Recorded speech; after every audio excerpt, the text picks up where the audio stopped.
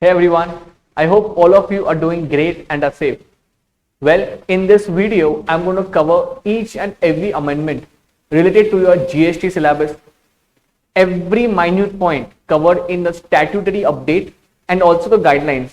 In fact, I'll first of all tell you what exactly and where are the amendments, and yes, there are quite a few amendments which are major important.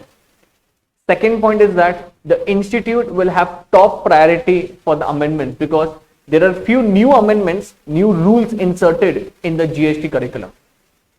Okay, many students have this doubt that okay, amendments have come, institute ने material भी update किया है, but exactly कहाँ पढ़ने का है, from where we have to study and all. So let me give you a brief highlight first before I start the whole video. What exactly and from where I'm going to cover all these amendments. Okay, make sure you understand the amendment first. Please घाई मत करो लिखने का because this is already there in your institute on the institute website. You can easily download it. Okay, so understand the amendment, where the amendment has taken place, and then you can just write it. जो इतने भी important है मैं आपको वो यहाँ पे mark करके दूंगा. Okay, so the first thing which I want to tell you is that see there are three things which are most important. One, आपका study material. The first one is आपका study material. Remember one thing, जो एग्जाम्स अभी होने वाले हैं November 21 postponed to December 21. The cut off date is 30 April 2021. 30 April 2021. इस date तक जितने भी अमेंडमेंट्स हुए that is important, those are important and those are actually incorporated in all the study mat which is there on the institute website. So there are three things which you need to be aware of. One is a study mat जो update हुआ है. Second are the guidelines.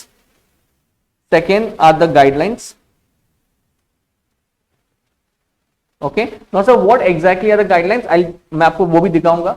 Guidelines में exclusions दिए गए हैं कि आपके syllabus में क्या क्या एक्सक्लूड किया गया है. Okay, and the third most important part है जहां पे आपके अमेंडमेंट्स है in one compilation and that is your statutory update.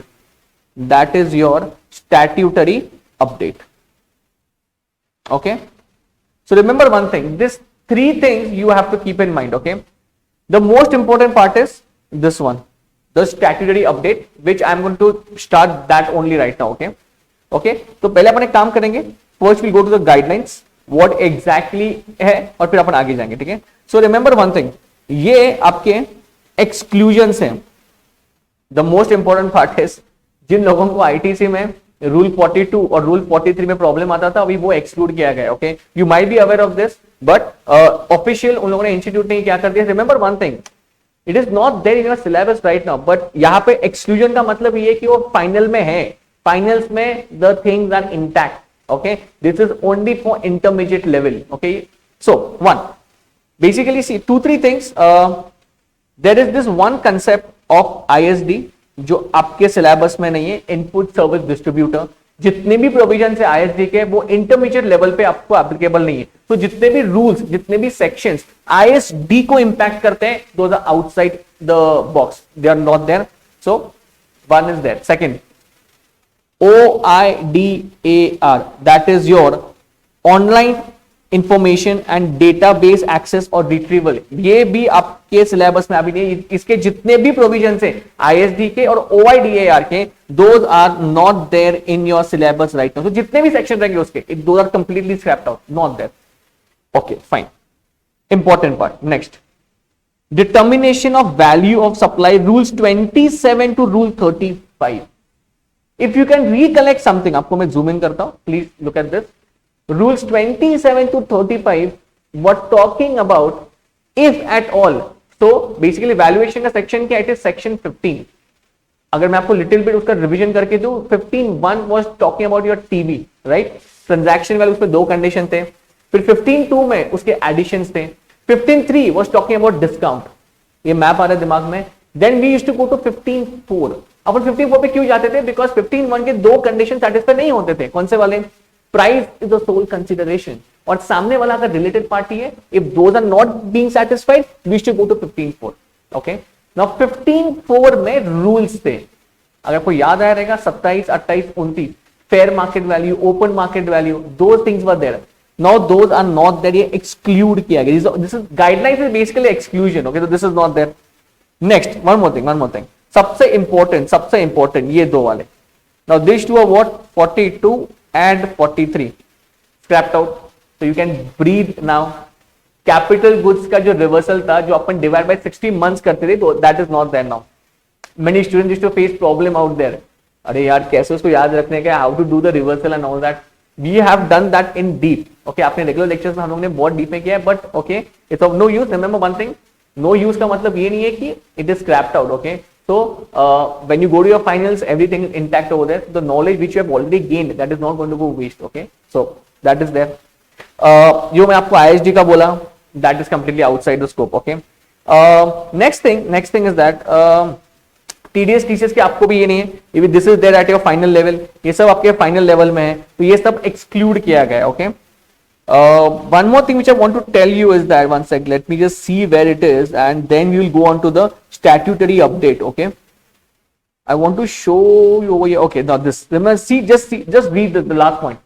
The entire content included in the October 20 edition, they're talking about a study mat over here, except the exclusions mentioned here, जो ऊपर exclude किया गया है guidelines में, and the statutory update shall be relevant for the said examination. Institute ने clear cut बोला है, जो आपका अपडेटेड स्टडी मैट है, ये जो एक्सक्लूजन वाली लिस्ट है, and the statutory update which the most important, I think it runs about for like 60 pages, those are relevant for your examination. Okay, so this is it in your guidelines. Okay, बाकी सब already बताया मैंने. This is already there. Reverse charge वगैरह कौन से basis पे 5, 3 and all that, those are not there for your syllabus. This is not new, ये पहले ही इंक्लूडेड था और वही उन्होंने कंटिन्यू किया है. The main thing was this two things. जो रूल 42 और 43 है रिवर्सल ऑन कैपिटल गुड्स में, that is not there now.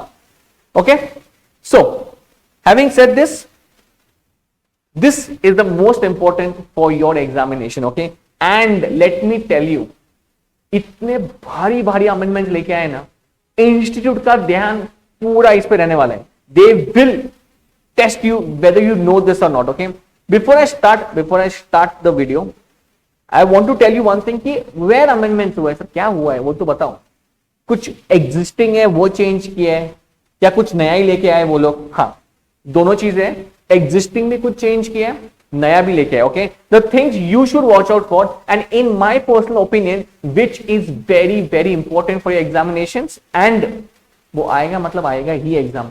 Okay, and what is this? Okay, pay attention please. One, the first thing is there is this new rule 86B, जो अभी अपन करेंगे. Will do that thing okay in some point of time.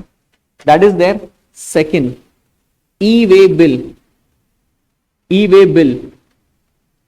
इस पे major amendments है.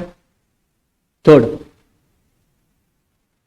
QRMP, boss, इस पे institute का ध्यान रहने वाला है. Sir what is QRMP by the way? Quarterly return, monthly payment.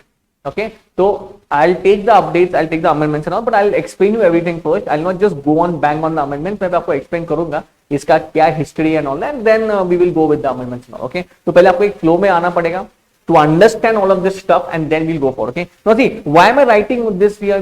These are important. ये important है, तो आप भी एक काम करने का आपको, आप जैसे आपका एग्जाम है प्रीवियस डे पे, आपको ये छोड़ने का नहीं है. This rule 86B, e-way bill, QRMP, this you should not leave at all. Okay, there's one more thing. एक नया फैसिलिटी लेके आए, इनवॉइस फर्निशिंग फैसिलिटी. ओके, उसके बाद रिटर्न्स में डेट चेंज हुए. GSTR 1, GSTR 3B. Okay, now there have been more focused on GSTR 2A and GSTR 2B. Okay, उससे बहुत ज्यादा फोकस लेके आए वो लोग. Okay, what exactly is this? And we will go through the entire video. आपको बहुत मजा आएगा. प्लीज ये वीडियो एंड तक देखिए, because do not just leave it in between. आपको नहीं समझ में आएगा, because पूरा जितना भी स्टैट्यूटरी अपडेट है अपन सब वो क्या करने कवर करने वाले हैं. ओके, चलो now without wasting any further time, we'll straight bang on to the amendment. Okay, first thing, input tax credit. अच्छा, इसमें क्या अमेंडमेंट है अभी? चलो, रूल 36(4) में पहला अमेंडमेंट है. पहले आपको एक्सप्लेन करता हूं इसका मतलब क्या है और फिर अपन वो देखेंगे क्या उसमें। सो अगर आप रिकलेक्ट कर सकते थे, सी रिमेंबर वन थिंग,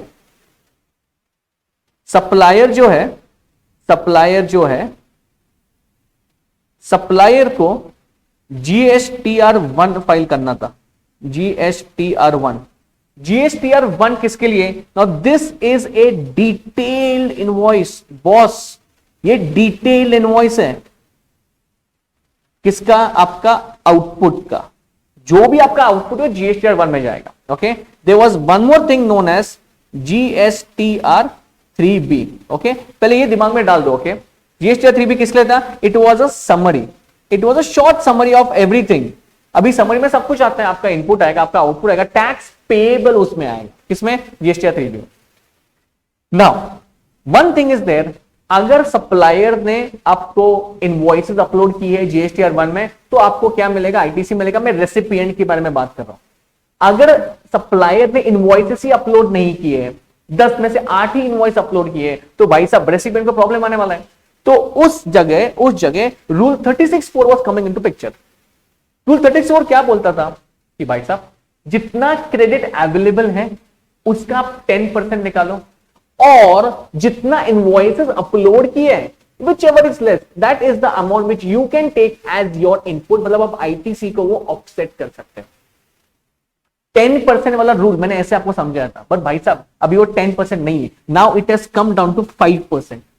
तो आपको वहां पे एक छोटा सा चेंज करने का है, एंड दैट इज 5%। सो इसका मतलब ये है प्रैक्टिकली अपने को जो ITC मिलेगा रेसिपिएंट को, तो वो तो और ही कम मिलेगा। तो पहले 10% देते थे, अभी तो 5% दे रहे। हाँ, इंडस्ट्री ने ऑब्वियसली इसको ये किया कि this is not right and all, but no, department ने बोला कि नो 5% ही है। We have to make sure कि GST, remember one thing, the supplier has to upload everything, that is the whole criteria. मतलब ऐसा नहीं होना चाहिए कि यार अपने पैसा पे किया रेसिपिएंट ने, बट सामने वाला क्या कर रहा है वो अपलोड नहीं कर रहा है, उसका भी रिस्पॉन्सिबिलिटी है। So the point is now it has become 5%। Okay, so this is the main thing, ये आपका फर्स्ट है। प्लीज आपके बुक में ये चेंज करो। So 10% become 5% now. Next boys and girls, now this is the one thing which I was talking about, 86B। ओहो, क्या amendment लाया इन लोगों ने। And please mark this important, you know why? Because institute जरूर पूछेगा। अभी what is the background, I will first tell you. Okay, simple आपको बताता हूं मैं। Let us say there was Mr. A. Mr. A के इनपुट टैक्स जो उसका था, let us say it was ₹10 lakhs। उसके इलेक्ट्रॉनिक क्रेडिट लेजर में 10 लाख का बैलेंस दिख रहा था। सिंपल, उसका जो आउटपुट टैक्स निकल के आ रहा था, भाई साहब वो आ रहा था let us say 8 lakhs। Now tell me one thing in this, if this is the situation, आप जो नॉक ऑफ करोगे तो भाई साहब आपको पेएबल कुछ आने ही नहीं वाला है। इनफैक्ट आपके क्रेडिट लेजर में 2 लाख का बैलेंस और रहने वाला है। कैसे? 10 लाख का मेरा ITC है, 10 लाख का मेरा इनपुट है, and my output is only 8 lakhs boss. मैं इसमें से ये नॉक ऑफ करके मेरे तो बैलेंस रहने वाला है वो और 2 लाख बचने वाला है यहाँ पे। Simple. Now this is what ITC meant. अपन नॉक ऑफ करते थे, but boss wait, now rule 86B के आने की वजह से it has become a lot tough for this people. Why? Because सरकार अभी ये बोल रहा है आपसे कि आप पूरा नॉक ऑफ नहीं कर सकते। बट सर अपने पास है, we have 10 lakhs there. No, you can not do it boss. वो क्या बात कर रहे हैं? आप 99% क्या कर सकते हो? नॉक ऑफ कर सकते हो। आपको 1% पे करना पड़ेगा। सर ये 9 काफी है। सर ये क्या करने का फिर, इतना है हमारे पास ITC? नो बॉस, डिपार्टमेंट ने क्लियर कट मेंशन किया you can not do it. Now in this current case let us see one thing. अभी वो क्या करेगा इसमें से? वो फुल नॉक ऑफ तो नहीं कर पाएगा। उसका आउटपुट टैक्स 8 लाख है, 8 lakhs इंटू अगर 99% मैंने किया, दिस कम्स डाउन टू ₹7,92,000। कितना आता है? 7,92,000 ओके, आप इतना नॉक ऑफ कर सकते हो। इसका मतलब ये हुआ आपको एटलीस्ट 1% दैट इज 8,000 रुपीज आपको पे करना पड़ेगा। ओ माय गॉड, पे करना पड़ेगा। There is no option only. Now pay attention, this is 86B। मैंने आपको मोटा एक्सप्लेन किया, एक बार पढ़ेंगे अपन and then will go ahead. Okay, pay attention please. With effect from 1 Jan 2021। अच्छा ठीक है, एकदम फ्रेश नया है एकदम। A new rule 86B has been inserted in the CGST rules to restrict the amount available। क्या लिखा है, वो रिस्ट्रिक्ट करना चाहते, ठीक है, in the electronic credit ledger which a registered person can use to discharge output. क्या है, यूज। ओके वन से एक मिनट सर, अवेलेबल ठीक है, अवेलेबल है, बट क्या आप उसको इंप्लीमेंट एग्जीक्यूट, क्या आप उसको नॉक ऑफ कर सकते हो? No boss, no. बोल रहे आगे देखो, to discharge the output tax liability to 99% of such tax liability in cases where the value of taxable supply other than, अरे भाई साहब आराम से जाओ, other than exempt and zero rated supply। one sec, before going forward explain what is this। क्या बात कर रहे हैं कि जो exempt supply है आपका, जो exempt supply रहेगा ये zero rated supply। तो what is the meaning of zero rated supply? जो आप एक्सपोर्ट करते हो, जो आप SEZ को देते हो, तो that is zero rated supply। आप उनको निकाल दो बाहर, ठीक है। In a month exceeds 50 lakh, now this rule overrides all other rules। क्या बोला लास्ट लाइन में, ये जो रूल है ना 86B, ये कौन से भी रूल के सामने नहीं टिकने वाला, ये सबसे प्रायोरिटी पे है, ये सबको ओवर रूल कर रहा है, notwithstanding all rules of CGST। Okay now sir एक मिनट, यहां पे ये लिखा है इन लोगों ने कि in a month exceeds 50 lakh, what is the meaning of this? सुनो, now the point is, if you read one more line, I'll come to that point, see this, it implies that a registered person shall not use the amount। मैंने वापस में एक ही word के ऊपर stress कर रहा हूं, कौन सा वर्ड है वो? यूज बोल रहा हूं। सर अवेलेबल कर सकते, अवेलेबल है भाई, अवेलेबल कर सकते हो आप, यूज नहीं कर सकते, ऑफसेट नहीं कर सकते आप। The amount available in electronic credit ledger to discharge its liability towards output tax in excess of 99% in cases where the value of taxable supply other than दो चीजें exempt और zero rated in a month exceeds 50 lakh. मैंने आपको जो example बताया था वो आपको मैंने समझने के लिए बताया था, बट रिमेंबर वन थिंग, ये जो रूल 86 में वो ट्रिगर कब होगा? जब आपका जितना भी supply, remember one thing, I am talking about taxable supply in a month. मैं आपको पर एनम के बारे में नहीं बोल रहा हूं। इन द एग्जामिनेशन इंस्टीट्यूट आपको यहां पर ट्रिक करेगा, मैं वापस बोल रहा हूं, please read the question carefully. Rule 86B picture में कब आने वाला है? आपका जब टैक्सेबल सप्लाई अगर महीने का 50 लाख के ऊपर जाता है, 86B will come into picture. Sir एक मिनट, अगर 50 लाख से कम है तो फिर तुम पूरा नॉकआउट हो ना, हम थोड़ी आने वाले बीच में। We are not going to come into picture only. We'll only come into picture when your 50 lakh exceeds। जो एग्जाम्पल मैंने बताया था वो आपको समझने के लिए बताया था मैंने, but the value has to be more than 50 lakh worth। तब आप क्या करोगे? 99% आप ऑफसेट कर सकते हो और 1% आपको पे करना पड़ेगा। उसका भी एग्जाम्पल ले लेते हैं अपन, if you have any confusion. So simple, आपका जो इनपुट है, आपका जो इनपुट टैक्स था, आपका जो इनपुट टैक्स था, let us say it was rupees रफली 70 लाख। कितना था? 70 लाख का ITC आपका इनपुट टैक्स पड़ा था। नेक्स्ट, आपका जो आउटपुट टैक्स निकल के आ रहा था, आपका जो आउटपुट टैक्स निकल के आ रहा था, let us say it was coming down to 90 lakh rupees, let us say 60 lakh rupees. 60 lakh का आपका आउटपुट टैक्स आ रहा था, तो आप क्या करोगे मुझे बताओ? सीधी सी बात है, if this rule was not there, what you have done? 70 lakh का मेरा इनपुट है, आउटपुट 60 लाख का है, भाई नॉक ऑफ कर दो। Why will I pay to the government? I will not pay anything. I have that much of credit. But no, because of 86B, वे भाई साहब वेट, 86B ट्रिगर होने के लिए आपको क्या करने का है? पहले देखने का है महीने का taxable supply excluding two things. क्या? आपका एग्जेम्प्ट एंड योर SEZ वाला, कौन सा? आपका जीरो रेटेड सप्लाई। वो दो चीजें एक्सक्लूड करके, अरे भाई साहब, अरे तो उसके ऊपर कुछ टैक्स पे ही नहीं करते हो यार, तो why will government include that thing?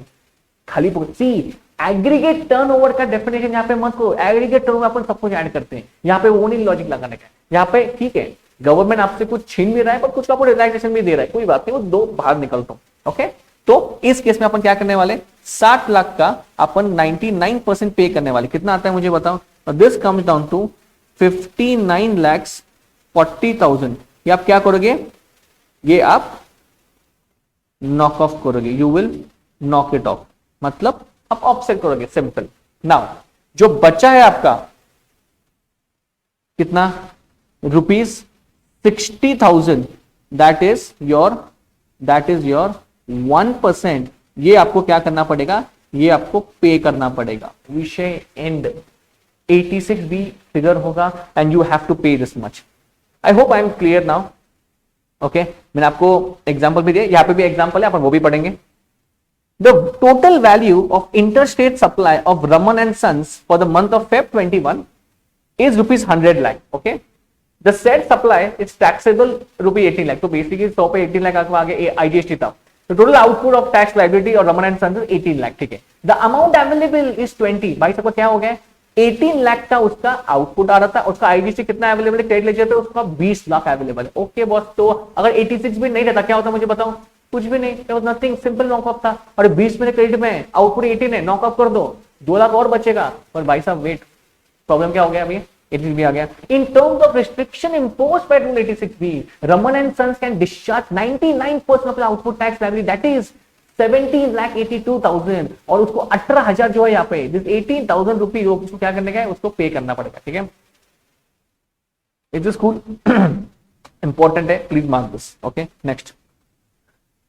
अच्छा, एक्सेप्शन मतलब, अच्छा ओके, मतलब सर एक्सेप्शन का मतलब ये है कि जो एक्सेप्शन नीचे दिए गए हैं उनको 86 भी लगने नहीं वाला है, एकदम बराबर उनको नहीं लगेगा। So, ये तो बहुत इंपॉर्टेंट है फिर इंडस्ट्री के लिए। Yes, it is important, but obviously government is smart in that. So C what they have done. First, whether said person, proprietary, कर्ता, managing director, any of which two partners, भाई साहब 2 partner, तुम्हारे में अगर 15-20 partner है तो फिर क्या, 2 पार्टनर का वो बोल रहे हैं। Whole time directors, members of managing committee और एसोसिएशन एज अ केस में be have paid more than rupees 1 lakh as income tax. Income tax पे किया उन लोगों ने each of the 2 last financial years. तो व्हाट इज दिस? सुनो sir, ये जीएसटी में इनकम टैक्स में क्यों ये घुसा रहे हैं अभी? तो उनका लॉजिक ये है भाई साहब, अगर आप इस कैटेगरी में पढ़ रहे हो, any one of this categories, और अगर आपने लास्ट 2 फाइनेंशियल ईयर्स में अगर आपका इनकम टैक्स 1 लाख के ऊपर है, भाई साहब अगर आपका इनकम टैक्स 1 लाख के ऊपर है, इसका मतलब यही आपका इनकम कितना ज्यादा रहेगा। You have paid tax. अगर आपने टैक्स पे किया है तो कोई बात नहीं है, आप 86 रुपए आने नहीं वाले हो, आप पूरा का पूरा 100% नॉकअप करो, we not come into the picture only. But मुझे एक बताओ, अगर आपका ऊपर टर्नओवर 50 लाख के ऊपर है, if you it is more then 50 lakh of your business, and अगर आप इनकम टैक्स 1 लाख के ऊपर पे नहीं कर रहे हो, इसका मतलब है कुछ तो जुगाड़ है वहां पे, समथिंग गोइंग ऑन। मतलब आपका इनकम तो वहां पे हो रहा है, मतलब कहां पे बिजनेस में हो रहा है, पर आपका इनकम टैक्स कम जा रहा है, there something going on. That is why उन्होंने एक बोला, हम लोग वो चेक करेंगे, अगर इन लोग का इनकम टैक्स का जो पेमेंट है वो 1 लाख के ऊपर है, in the 2 financial years preceding, obviously then हम आपको छोड़ देंगे, 86 भी आपको लगेगा नहीं। तो दिस थिंग आपको ध्यान में रखने का है, this point. Okay, next upon exception देकर 86 भी, पहला वाला एक्सेप्शन हो गया। Next, whether the registered person has received a refund of more than rupees 1 lakh in the preceding financial year, okay, on account of unutilized ITC। अरे देवा, मुझे एक बताओ रे, ये जो रिफंड होता है ना, आपको रिफंड कौन से केस में मिलता है रे? तो 2 थिंग्स, एक तो जीरो रेटेड सप्लाई, इसका मतलब क्या है, इनफैक्ट मैं लिखता हूं यहाँ पे, 1 second, I just right over here, okay. What is zero rated? exports, and second is what, SEZ, special economic zone। अगर इसको दिया रहेगा आपने, ऑब्वियसली आपको वापस क्या मिलता है, रिफंड मिलता है। ओके, एक्सपोर्ट किया रहेगा आपको मिलता है। और इन्वर्टेड ड्यूटी स्ट्रक्चर, 2 चीजें है। What is inverted duty structure? See, I tell you the meaning of this, pay attention please everybody. What is a normal tax structure? Normal tax structure ऐसा रहता है कि जो आपका आउटपुट टैक्स है, जो आपका आउटपुट टैक्स है, that has to be more than the input tax. Example, आपका ये 18% है, और आपका जो इनपुट टैक्स है, आपका जो इनपुट टैक्स है, late us say that is 10%। This is what in normal structure will look like. या आउटपुट इज 18% या input is 10%। But what is the meaning of inverted tax structure? इसका बराबर होता, मतलब इन्वर्टेड में क्या होता है, what happens in inverted tax structure? Once again we write this inverted tax structure। इसका बराबर उल्टा का मतलब क्या मालूम क्या? अरे बाबा, तुम्हारा जो इनपुट टैक्स है ना 20%, आउटपुट टैक्स 5%, विषय एंड। क्या होगा इसमें मुझे बताओ? तुम्हारा इनपुट इतना भरेगा कि तुम्हारा आउटपुट कुछ भी नहीं है, पर तुमको इतना भरा इनपुट टैक्स, किसके साथ तुम नॉकआउट करोगे, है ही नहीं कुछ आउटपुट टैक्स, 5% सिर्फ। This is known as inverted tax structure. सरकार ने क्या बोला मालूम, कि अभी सुनो अमेंडमेंट क्या है। तो अगर आपको रिफंड मिल रहा है इन केसेस में, तो भाई साहब 86 भी नहीं लगा, क्या करेंगे 86 भी लगाएंगे तुमको। सो इन दिस टू थिंग्स आपके पास रिफंड 1 लाख के ऊपर आ रहा है, तो भाई साहब छोड़ो 86 भी तुम मत यूज करो, you can knock off your full 100%। नहीं तो अरे आपका वेस्ट जा रहा है ना, यहाँ पे वेस्ट जा रहा है तुम्हारा, इतना भर भर के पड़ा है, क्या करोगे तुम, लैप्स हो जाएगा आपका। तो यूज करो, कोई प्रॉब्लम नहीं है। Cool. Next, where the registered person has discharged his liability towards output tax through the electronic cash ledger for an amount which is in excess of 1% total output tax liability applied cumulatively। अरे क्या तोड़ amendment है ये, सुनो सुनो सुनो सुनो। The way these guys have drafted the new amendments, it is beautiful. I mean, they have taken into consideration every minute thing। जैसे जैसे वीडियो आगे जाएगा आपको ये भी समझेगा कि जो GST 3 भी है, everything they have done so crisp. मतलब जो लूपहोल भी पहले थे वो भी उन्होंने क्या कर दिया, अभी इन्होंने एलिमिनेट कर दिए। ओके, तो जो आपके सामने सी वाला पॉइंट है, अभी इसमें सुनो क्या हुआ है भाई साहब। आप एक ऐसे पर्सन हो जिसने पूरे इसमें मतलब क्यूमुलेटिवली आपने 1% से ज्यादा ऑलरेडी कैश पेमेंट किया है। इसका मतलब ये है, रिमेंबर वन थिंग, मतलब अगर आपका जो 1% का आउटपुट, अभी फॉर एग्जांपल ऊपर जो मेरा एग्जांपल था अभी यहाँ पे, just give me 1 second, let me go there. हाँ, अपने इस एग्जांपल में आपका निकल के कितना आ रहा था, 60,000 यू नीडेड टू पे। Okay, now this was the example, but let us से वन थिंग, आपने इसके पहले कैश पेमेंट भी किया था, इसके पहले आपने कैश पेमेंट भी किया था। लेट अस से वन थिंग, लेट अस से you paid 10,000, not 10,000, we do one thing, just one sec, 70 lakh, okay, आपने पहले 2 लाख रुपए का कैश पेमेंट ऑलरेडी किया था, चलन भर के आपने पेमेंट किया था साल पे, any time. Now remember one thing, आपका यहाँ पे जो टोटल आ रहा है कितना आ रहा है ये मुझे बताओ। This is how much, 70 plus 60, आपने इतना तो आउटपुट किया, इसका आपने 1% निकाला, कितना आता है, 1,30,000। तो भाई साहब वो क्या बात कर रहे हैं, तुमने साल भर में अगर तुमने देखो, अगर तुमने तुम्हारा total output tax liability see in excess of 1% of that, अगर आपने 1% भी पे किया रहेगा total cumulatively, we will accept you, हम आपको एक्सेप्शन में डाल देंगे। मतलब तुमने ऑलरेडी पे किया यार, मतलब डिपार्टमेंट को आप बोल रहे हो यार 60,000 पे करने का था, मैंने ऑलरेडी पे किया ऊपर, तुम सबका मिला के 1% निकालो ना, तो ऑब्वियसली मेरा 1% के ऊपर जा रहा है, तो व्हाई विल आई पे मोर, तो मुझे एक्सेप्शन में डाल दो, it is fair enough also. This is one.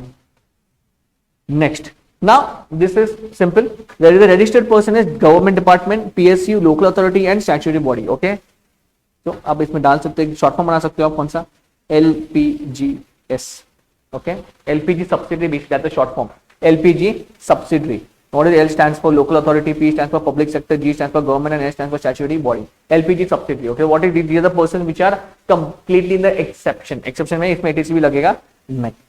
However, the commissioner or commissioner, police का कमिश्नर है, GST का कमिश्नर है, ठीक है, by him in this behalf may remove the said restriction after such verification and such safeguard as he may deem fit. Last जो authority वो commissioner के पास है, अगर उसको सही लगे कि रिस्ट्रिक्शन निकालने के तो वो निकाल देगा, ठीक है। Okay, next. ओके, इतना था आईटीसी के बारे में। आई होप आपको समझा रहेगा। प्लीज वीडियो पॉज करके देख लो, कोई प्रॉब्लम नहीं है, but understand everything because 86B is very very important. आपको थ्योरी क्वेश्चन में आ सकता है एक्सेप्शन के बारे में, विच यू कैन राइट एकदम crisply because it is to the point. Okay, now we go on to the next part and that is the registration part. Please pay attention everybody. Now first, persons or class of persons exempt from Aadhaar authentication. Okay, now what was this thing? अब recollect कर पाओगे, तो 2 options given, एक तो आप आधार link करो, आधार authentication. Second था, अगर आप आधार ऑथेंटिकेशन नहीं करना चाहते तो उनके जो पूरा फोर्स है डिपार्टमेंट के लोग तुम्हारे प्लेस ऑफ बिजनेस पे आएंगे और आपका वेरिफिकेशन करेंगे। व्हाई दिस वाज देयर, ऐसा क्यों था मुझे बताओ। Because there were many dummy entities created यार, वो पास ऑन करते थे आईटीसी का, बहुत बड़े स्कैम भी हुए। द पॉइंट इज व्हाट, ये लोगों ने क्या किया कि ऑप्शन दिया, कोई बात नहीं, आपको आधार लिंक नहीं करने का ना, आपको आधार को ऑथेंटिकेट नहीं करने हैं, कोई बात नहीं, हम आपके प्लेस पे आके फिजिकल वेरिफिकेशन करेंगे कि सच में आपका प्लेस है क्या। ये तो दिमाग में है, ये पहले था। अमेंडमेंट कहां पे आया, लिस्ट बढ़ा दी है उन लोगों ने, आपको वो भी बोलता है वो कैसे आपको आप दिमाग में डाल सकते हो, एंड डेज में चेंज किया है। डिपार्टमेंट आपको जो ग्रांट करता है रजिस्ट्रेशन सर्टिफिकेट, उनके डेज चेंज किए। अगर आपको याद रहेगा पहले बहुत ही कॉम्प्लिकेटेड था यार, देवर लाइक 3 to 4 डेज उसमें जो आते थे उस पूरे प्रोसेस में, 3 डेज, 7 डेज, 21 डेज, 30 डेज। अभी ऐसा कुछ नहीं, अभी सिर्फ 2 ही दिन है। I tell you now only 7 days and 30, सिर्फ 2 ही दिन, इस 2 ही डेज सिर्फ पूरे अमेंडमेंट में कवर किए, बाकी सब कुछ निकाल दिया। And it is become so easy to remember now. I'll just tell you that thing. First we'll see the list. Okay. Now, it requires that the provisions relating to other shall not apply to such person. Not apply के बारे में और class of persons as may be notified. तो पहले ये वाले notified थे. Okay. कौन से person not a citizen of India. A class of persons other than the following class of persons, individual, signatory, managing करता. Okay. Now remember one thing. ये सब कुछ गया. तो आपने यहाँ पे 9 क्यों मारा? देखो क्या लिखा है, the above notification has now been superseded and consequently the following person have been exempted from Aadhaar. कौन से वाले? Now remember one thing, a person who is a not citizen of India, ऊपर के नीचे पॉइंट लिए, डिपार्टमेंट और established state government, local authority, statutory body, PSU, a person applying for unique identity number. Wait, तो आपने क्या बोला? मुझे कुछ मेमोरी टेक्निक यहाँ पे। अरे भाई साहब वही है, आपने जो ऊपर देखा ना 86 का एक्सेप्शन, अरे वही नीचे है, देखो ना, LPGS 1 sec, क्या इसमें बदला है? देखो L तो लोकल अथॉरिटी यहां पे आ गया, आपका PSU यहां पे आ गया, गवर्नमेंट यहां पे आ गया, एंड जो S था वो उसमें नहीं है। अभी इसमें इन S के अलावा उन्होंने क्या कर दिया? यूनिक आइडेंटिटी नंबर उन्होंने एक्सक्लूड किया। Okay, so this is the only change over here and this is the exception list for the other authentication. Okay, चलो नेक्स्ट, जो मैं आपको डेज के बारे में बता रहा था, the revise time limits prescribe under rule 9। Okay, पहले क्या थे? कॉम्प्लिकेशन प्रोसेस था बहुत, आपको अगर याद आएगा प्रोसेस, फ्री इन लोगों को वो सर्टिफिकेट ग्रांट कब करेंगे? 3 वर्किंग डेज में करेंगे, तो प्रोसेस पूरा था। अभी वो चेंज कर दिया उन लोगों ने, देखो क्या लिखा है, it provides for relating to verification of the application for registration is approval has been amended with effect from 22nd December 20. Okay, now what exactly it is check करेंगे अपन। Time limit for approval of grant of registration. भाई साहब wait, वो grant के बारे में बात कर रहे हैं, कौन किसको देने वाला है? डिपार्टमेंट आपको देगा, तो पहले वो फ्लो में आ जाओ पहले उसमें, ठीक है। So the time limit for approving the grant of registration to the applicant the proper office, the application and accompanying documents are found to be in order has been increased from 3 working days to, तुमको ये देखने का है 7 working days. तो भाई साहब अगर आपका पूरा डॉक्यूमेंटेशन एकदम परफेक्ट है तो क्या आपको 7 वर्किंग डेज में ग्रांट मिल जाएगा, आपको कोई प्रॉब्लम नहीं है। ओके, तो 3 दिन दिमाग में वो निकाल दो, अभी 7 वर्किंग डेज दिमाग में आ। ओके, फर्दर आगे देखो, the time limit for grant of registration after physical verification. Sir physical verification कब आता है? अगर आप बोल रहे नहीं मुझे आधार ऑथेंटिकेट नहीं करने का है तो कोई बात नहीं, तो हम आपके प्लेस पे आ जाएंगे। After physical verification of the place of business of a person who fails to undergo the authentication, वही बोल रहा हूं मैं कब से कि अगर वो फेल कर रहा है तो भाई साहब हैज बीन रिड्यूस्ड टू 30 फ्रॉम 60 डेज। मतलब क्या बात कर रहे हैं, आपको जो ग्रांट दिया जाएगा जब वो प्लेस पे आएंगे सब कुछ देखेंगे, हाँ सब प्रॉपर है, फंक्शन कर रहा है, आप सब रिकॉर्ड मेंटेन कर रहे हो, आप रिटर्न्स फाइल कर रहे हो, तो भाई साहब आपको क्या करेंगे 30 डेज के अंदर आपको ग्रांट कर देंगे रजिस्ट्रेशन। पहले 60 दिन हुआ करता था, अभी 30 डेज है। अभी तक जितना भी मैंने आपको एक्सप्लेन किया उसमें 2 ही दिन आया है, ऊपर वो 7 में है, नीचे 30 आया। ओके, और ये उन्होंने नीचे एक टैबलेट फॉर्मेट में दिया। Okay, next, a person who fails to undergo authentication of Aadhaar number as specified in Rule 84A or does not opt for authentication of Aadhaar number, or the proper officer with the approval of an officer authorized by the commissioner not to the rank of assistant commissioner deems it fit to carry out physical verification of place of business, the registration shall be granted within 30 days of submission of after physical verification. डोक्यात तुम्ही एवढंच घालून ठेवा काय, physical verification का जब point आता है तो भाई साहब 30 दिन के अंदर आपको क्या मिलेगा? आपको सर्टिफिकेट मिलेगा, अगर सब डॉक्यूमेंट बराबर है तो, ठीक है। अगर तुमने आधार ऑथेंटिकेट किया है तो कोई बात नहीं है, 7 वर्किंग डेज में तुमको तुम्हारा सर्टिफिकेट मिल जाएगा, ग्रांट मिल जाएगा, ठीक है।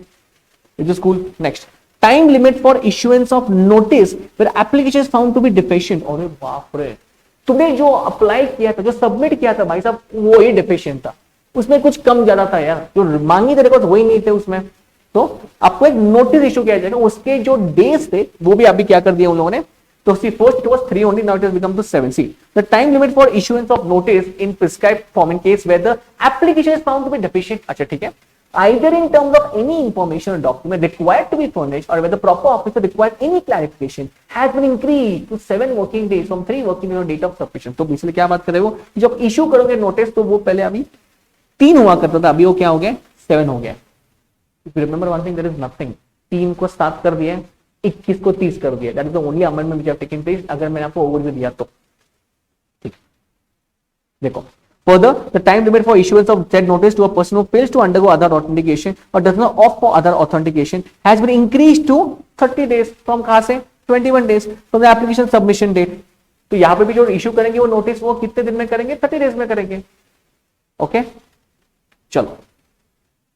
Now, so this is the tabular format. वही जो मैंने अभी आपको जस्ट समझाया तो वही लिखा हम लोगों ने. ओके, अगर फिजिकल वेरिफिकेशन है तो 30 दिन, अगर नहीं है तो 7 डेज. ओके, चलो next. Now we are talking about cancellation और उसके बाद अपन सस्पेंशन के ऊपर जाएंगे. ठीक है, सब लोग ध्यान देंगे, बहुत ही बढ़िया. एंड इसके बाद जितने भी अमेंडमेंट्स है वो बहुत इंपॉर्टेंट है, स्पेशली जो लास्ट वाले अमेंडमेंट्स है रिटर्न के बारे में और जो Q1MP है boss, that is top. Okay, सुनो. Violation of conditions of taking ITC, mismatch of GSTR 1 and GSTR 3B, or violation of Rule 86B to make the GST registration of a person liable to cancellation. क्या क्या बोला इन लोगों ने, अरे बाप रे. देखो, पहला violation of condition of taking ITC. Basically ITC की कंडीशंस क्या कहते हैं आपने 16 में, तो तुम्हारे पास इनवॉइस होना चाहिए. Okay, you should keep all the record, ये सब कुछ होना चाहिए. सेकंड में मिसमैच, आपका GSTR 1 3B मैच नहीं कर रहा है, आपके 1 में आउटपुट जाता है, 3B में आपका समरी जाता है, वही मिसमैच हो रहा है. तो इवन दैट इज, लोग क्या करते हैं, पेमेंट करते हो क्या करते हैं, कम दिखाते हैं. अरे ऐसा कैसे चलेगा. तो अगर वो मिसमैच हो गया तो आपका हम कैंसिल कर देंगे. 86B तुमने फॉलो नहीं किया, अरे बापू तो अभी वाला रूल 50 लाख के ऊपर वाला, वो तुमने फॉलो नहीं किया, 1% पे नहीं किया तुमने, तुम एक्सेप्शन में नहीं आ रहे थे, you are not coming to the exception list also and still you did not pay 1%, तो आपका तो कैंसिल होने वाला है बॉस. ओके, देखो अभी as per section 29(2)(a) of the CGST Act, the proper officer may cancel the registration. यहाँ पे आपका मैं ध्यान देना चाहता हूँ cancel इस word पे, of a registered person where he has contravened any of the provisions of CGST Act or the rules made thereunder or may be prescribed. These contraventions have been prescribed by Rule 21 of the CGST rules. Okay, so basically क्या बात कर रहे हैं, अगर तुम ITC avail करते हो, violation करते 16 के जो मेन आपके बेसिक जो ये थे कंडीशंस थे, आपको इनवॉइस आना मांगता है, आपको गुड्स आना चाहिए, you should receive the goods and all that, तो अगर वो आप कॉन्ट्रावेंट करते हो and if you registered person, okay, if you violate rule 86B, अगर आपका मिसमैच भी हो जाता है, मैं वापस बोल रहा हूं, सुनो, 3 things should come in your mind right now. First, अगर आप बेसिक सेक्शन 16 वायलेट करते हो जो ITC में था. सेकंड, आप अगर 86B वायलेट कर जो अभी जस्ट डिस्कस किया मैंने. एंड थर्ड, आपका मिसमैच हो रहा है. तो भाई साहब लिखता हूं मैं यहां पे, सेक्शन 16 आपने वायलेट किया फुल, 86B आपने वायलेट किया एंड आपका मिसमैच है, आपका मिसमैच है किसमें, वो भी लिखता हूं मैं यहां पे, GSTR 1 and GSTR 3B. Okay boss, अगर ये सब है, ये आपका 1 हो गया, ये आपका 2 हो गया, ये आपका 3 हो गया, अगर इसमें हो रहा है तो वो क्या बात कर रहे हैं, आपका क्या हो जाएगा, आपका कैंसिल हो जाएगा registration. Okay, cool. Next, this was cancellation. Okay, please आपको थ्योरी भी आ सकता है, अरे बाबा मैं तो बोलता तुम्हारा पेपर आधा वो अमेंडमेंट से भरने वाला है पूरा. ठीक है, and it's a very good thing, it's a very good thing because this is going to come. Okay, now next, rule 21A. अब ये किसके बारे में बात कर रहा है, ये बात कर रहा है सस्पेंशन के बारे में. अगर आपका GST कैंसिलेशन पे जा रहा है तो भाई साहब आपको सस्पेंड किया जाएगा. Suspension is temporary boss. अगर ये निकल के आता है, सुनो सुनो सुनो, तुम्हारा कैंसिलेशन हो रहा है पर वो भाई साहब वो पेंडिंग है trial, it is still just undergoing कि तूने सच में कुछ कांड किया है क्या, but in the mean time तुम्हारा सब कुछ ITC में सब कुछ सस्पेंड किया जाएगा. ऐसा नहीं, the point is what, till the court does not declare you कि आपका रजिस्ट्रेशन कैंसिल है, तब तक तो आप हो ना रजिस्टर्ड पर्सन, तो अभी तक कुछ आया नहीं है वहां पे. इन द मीन टाइम ये सस्पेंड कर देंगे. देखो, rule 21 rule of the CGST rules which provides for suspension of CGST have been amended as follows. ठीक, तो when the proper officer has reasons to believe, or the registration of a person is liable to be cancelled, he can now suspend without affording the said person a reasonable opportunity of being heard. अरे बाप रे, तो India में तो principle of natural justice है ना, opportunity of being heard. यहाँ पे नहीं दिया जाएगा तुमको, पहले नोटिस इशू किया ना ऊपर, notice is more than enough, तुम्हारे को ये भी कर दिया, कैंसिलेशन भी का नोटिस आ गया है, तो वो सब कुछ हो गया वहां पे, तुमको भी वापस नहीं बोलेंगे अरे नो बच्चे यहाँ पे तुम्हारा सस्पेंड कर रहे हो, खत्म हो गया अभी. वो तुमको नहीं देंगे ये, तो प्लीज ये थ्योरी क्वेश्चन आ सकता है, तुमको सस्पेंशन के लिए वापस देंगे नहीं, सुनने का मौका हो गया खत्म, जाओ घर पे अभी। Next, where comparison the returns furnished by registered person in section 39 with the details of outward supplies furnished in GSTR 1 and details of inward supplies in form GSTR 1। तो बेसिकली वो क्या बात करें, दोनों का, सप्लायर का और रेसिपिएंट का अगर मिसमैच भी होता है, वापस बोल रहा हूं, वहां पे भी मिसमैच, तुम लोग कुछ दोनों मिलके कुछ कांड कर रहे हो, फ्रॉड कर रहे हो, मतलब भाई साहब इसका जीएसटीआर 1 और तुम्हारा रेसिपिएंट का भी रिटर्न मैच नहीं कर रहा है, तो क्या करेंगे, तो भाई साहब तुमको सस्पेंड करना पड़ेगा। बेसिकली कुछ कांड तुमने किया or any other such analysis as may be carried out as a recommendation of the GST Council. Council of GST Council basically shows that there are significant differences or anomalies indicating contravention of provisions of GST Act or rules where they're under, leading to क्या लिखा है, cancellation of registration of the said person. The registration shall be suspended. विषय end. उनको इतना भी भनक लग गया कि तुम क्या कर रहे हो, कुछ फ्रॉड कर रहे हो, कांड कर रहे हो, मिसमैच हो रिटर्न्स में, सप्लायर और रेसिपिएंट मिलके कुछ खिचड़ी पका रहे हैं, तो खत्म हो गया बात, तुम्हारा वापस खत्म हो गया, तुमको वापस सस्पेंड कर देंगे। The said person shall be intimated to in prescribed form by sending a communication to his email address provided at the time of registration or as amended from time to time. तुमको एक email किया जाएगा short and sweet, भाई साहब what is happening, why we should not proceed against you, okay? So basically in this intimation, जो intimation दिया जाएगा आपको ये दिया जाएगा कि भाई साहब एक्सप्लेन करो within 30 days as to why his registration shall not be cancelled. अपन इसको क्या बोल सकते हैं, so we in the normal word what we call this, we call it a show cause notice, show cause why we should not go against you and why we should not suspend you. आपने एक कांड क्यों किया है, इसका please जवाब दो, क्यों किया है आपने, why we should not go against you, okay? This is there. In cases where the cancellation is initiated by the department, शुरू हो गया डिपार्टमेंट का काम, on its own and the registration of a person is suspended, such person shall not be granted any refund. आप refund भी भूल जाओ, sir मुझे रिफंड आने वाला था, सर मैंने वो 0 रेटेड किया था, एक्सपोर्ट किया था, भूल जाओ, कांड किया तुमने, अभी तुमको रिफंड भी नहीं मिलने वाला, ओके? सब rule 4 provides that the suspension of registration shall be deemed to be revoked, मतलब cancelled upon completion of the cancellation proceedings with the proper officer with effect for the date on which suspension become the effect, okay?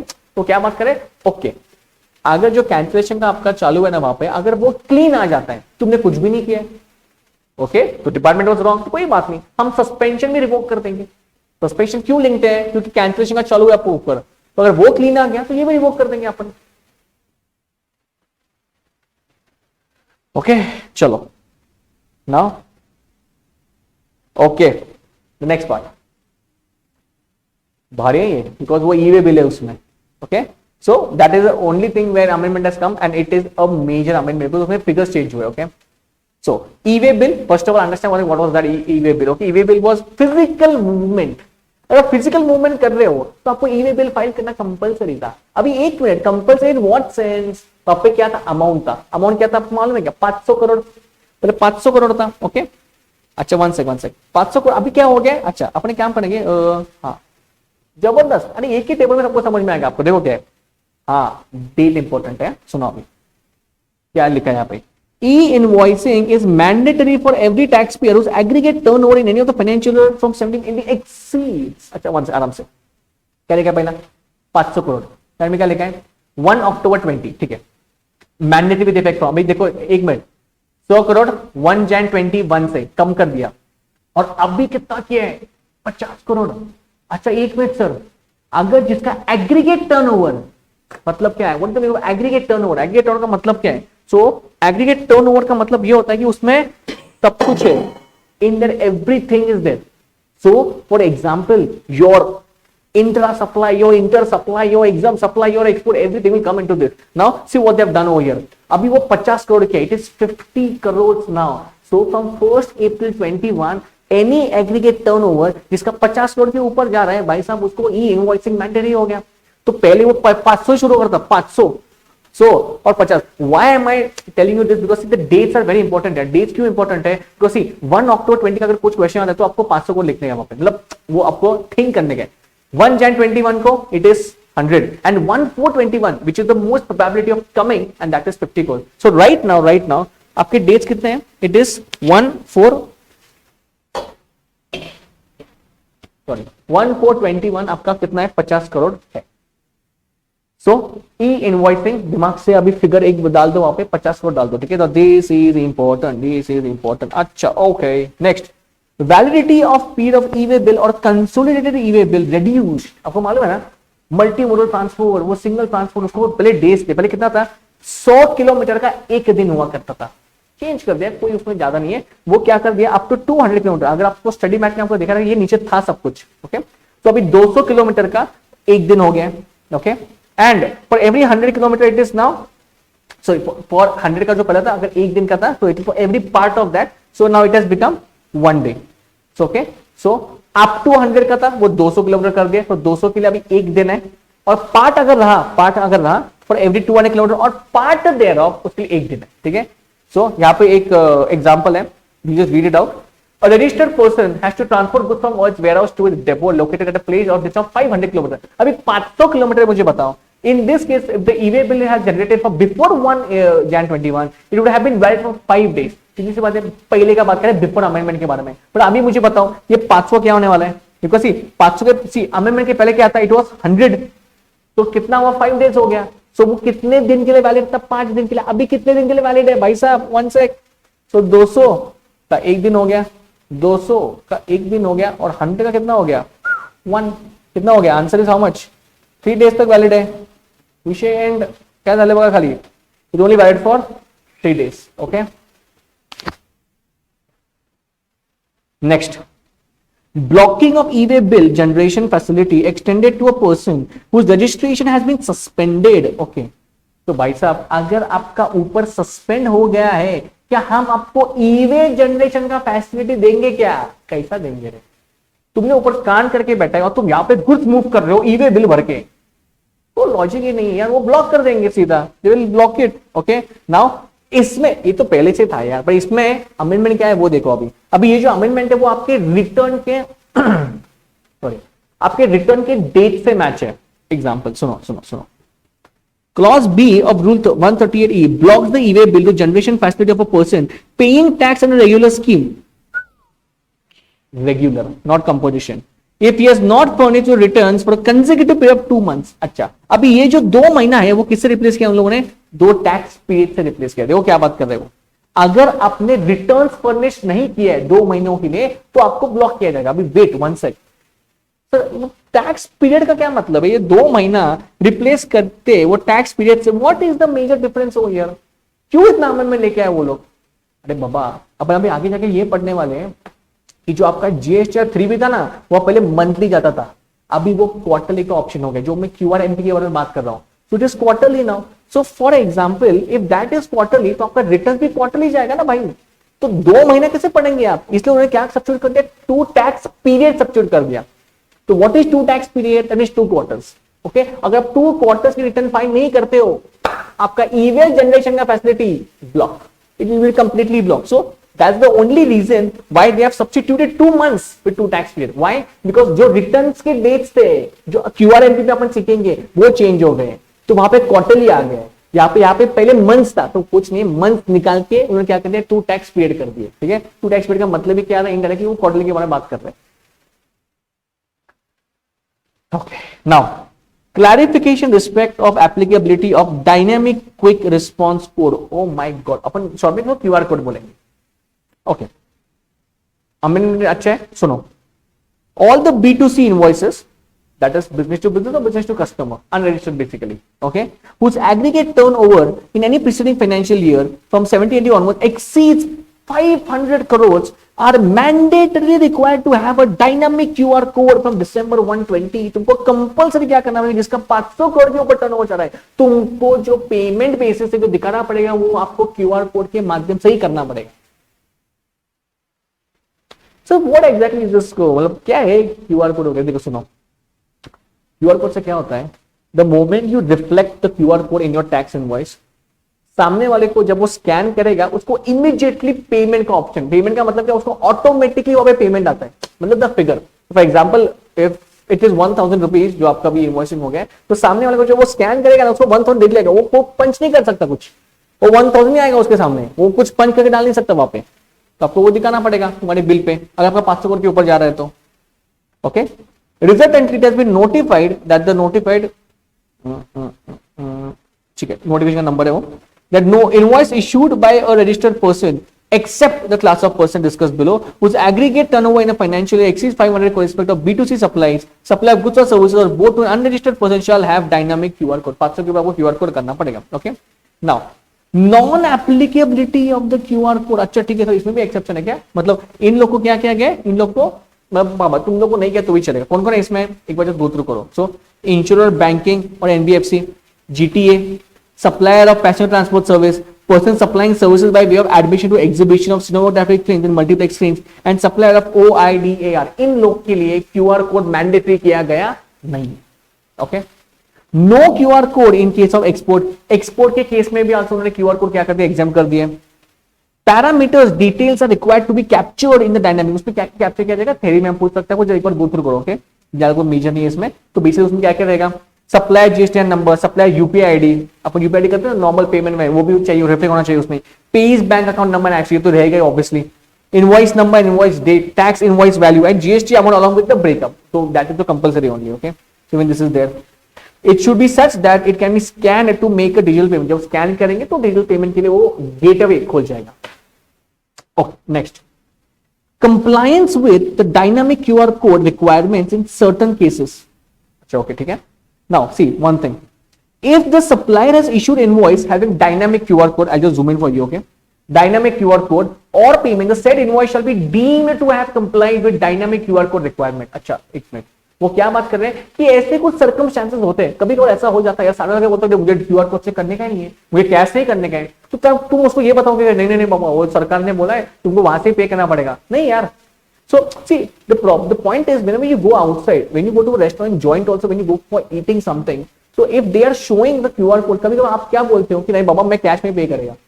Point क्या हो गया? तो क्या ये उसके ऊपर कुछ फाइन वगैरह कुछ बैठेगा, कुछ पेनल्टी बैठेगा उसके ऊपर? नहीं यार. तो क्या बात है, ये इंप्लाइडली मान के चलेंगे कि तुमने बाबा ये पूरा कर दिया है. कब? नीचे केसेस दिए हम लोगों ने, देखो अभी केस नंबर 1 क्या है? केस नंबर 1 में if a supplier provides or displays dynamic QR code but the customer opts, customer ये दे रहा है भाई, सप्लायर दे रहा है भाई, सब रेडी है मेरे पास, but customer opts to make payment without using dynamic QR code and supplier provides the cross reference. बहुत ही शानदार वर्ड है वो cross reference. What is the meaning of cross reference?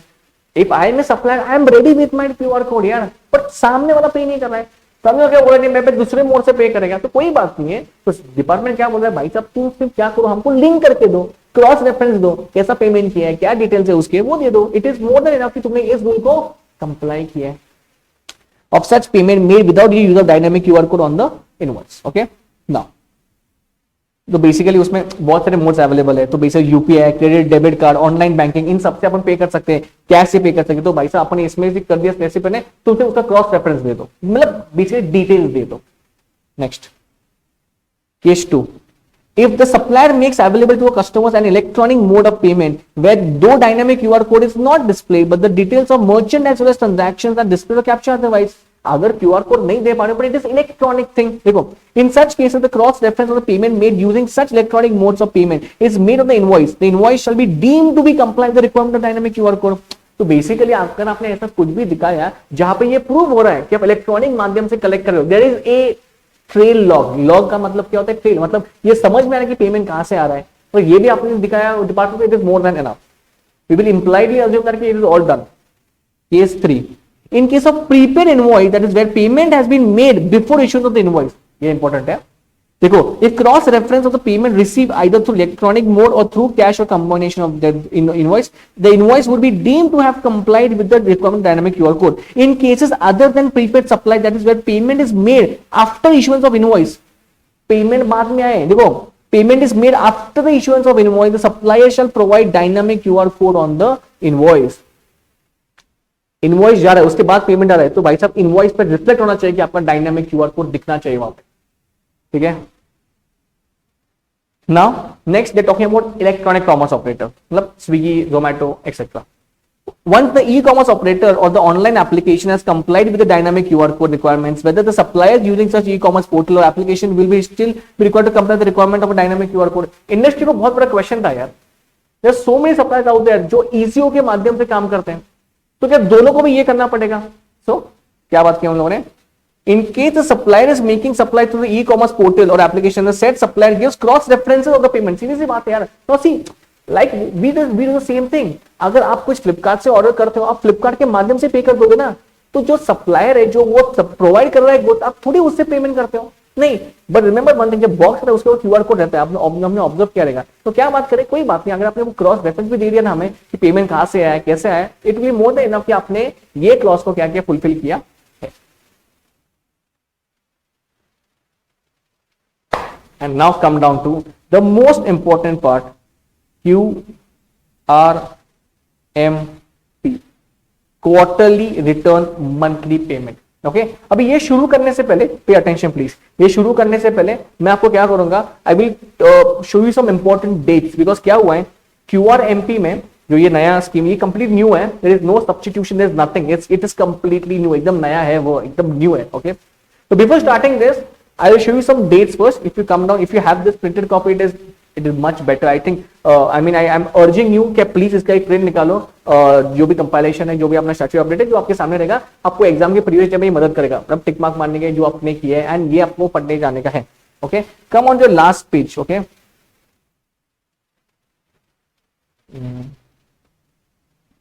And see, ये आप पहले बार कर रहे हो तो आपको कुछ टाइम लगेगा, बट रिमेंबर वन थिंग, जब आप इसे ब्रश अप करोगे ना, it will be very easy for you. Like I think what 40 minutes is max for reading everything. Okay, आपके दिमाग में बैठ जाएगा. ओके, हाँ, फर्स्ट टाइम रीडिंग में आपको टाइम जाने वाला है, but that is worthy enough time, because marks आने वाले हैं आपको. ठीक है, now extension of due date, मैं लास्ट में क्यों आया हूं, पहले मैं आपको डेट्स बोलता हूं कहां पे चेंज हुआ, तो it become very easy for us to, बीच में क्यों पे बहुत सारे डेट्स है. ओके, तो GSTR1 का जो फाइलिंग डेट हुआ है, वो अभी क्या हुआ है देखो. पहले मालूम है कि आपको 1.5 करोड़ का हुआ करता था, उसको मंथली, उसको क्वार्टरली, अभी कुछ नहीं, और सब स्क्रैप आउट हो गया. This is all scrap out now, there is no 1.5 and all. It is very simple बाबा. जो QRMP है उसको 13th day of the month succeeding that such tax period. तो ये सच टैक्स पीरियड क्यों आ रहा है कब से? अरे भाई साहब, क्वार्टरली रहेगा तो क्या करोगे आप. ओके, बस QRMP is an optional scheme. Okay, so अगर आप QRMP पे रहे तो आपका GST1 कब जाएगा, it will go on the 13th day of the month succeeding the tax period. और अगर आप QRMP पे नहीं हो तो भाई साहब आदर्श के लिए क्या है, it is 11th day of the month succeeding. तो दो डेट आपको दिमाग में रखने की, कौन सा है, 13 और 11. QRMP के लिए 13 है और बाकी लोगों के लिए 11. ओके, मैं आपको और एक डेट दिखाना चाहता हूँ. तो ये था GSTR1 का, आपको मैं GSTR3B का भी दिखा देता हूँ.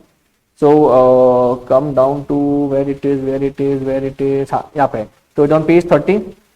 Now this is basically GSTR3B, उसके डेट चेंज हो गए. तो GSTR3B क्या है, तो बेसिकली जो स्टेट आपको उतना लर्न करना पड़ेगा, स्टेट्स के माध्यम से उन्होंने डेट चेंज किए. तो अगर ये वाले स्टेट्स हैं तो इस 22nd day of the month successive in each quarter खत्म होने के बाद जो महीना आ रहा है उसको 22nd डे के अंदर आपको क्या करना पड़ेगा, रिटर्न फाइल करना पड़ेगा.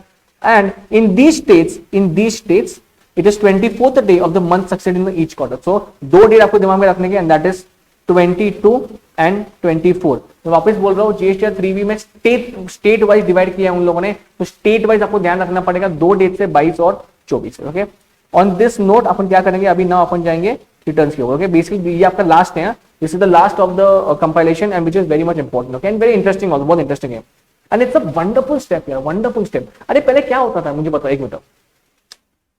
GSTR1, GSTR3B. GSTR1 में 1.5 करोड़ का लिमिट था, तो उसमें भाई साहब मंथली क्वार्टरली बहुत फंडा था. GSTR3B आपका मंथली जाता था.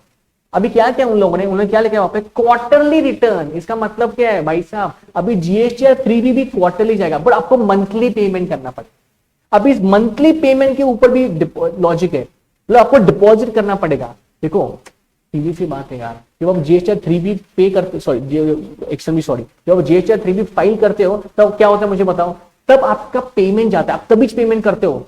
सो मंथली आप डिपॉजिट करोगे, डिपॉजिट कितना करोगे उसके लिए भी मेथड है, फिक्स्ड है, सेल्फ असेसमेंट है, वो बाद में करेंगे अपन.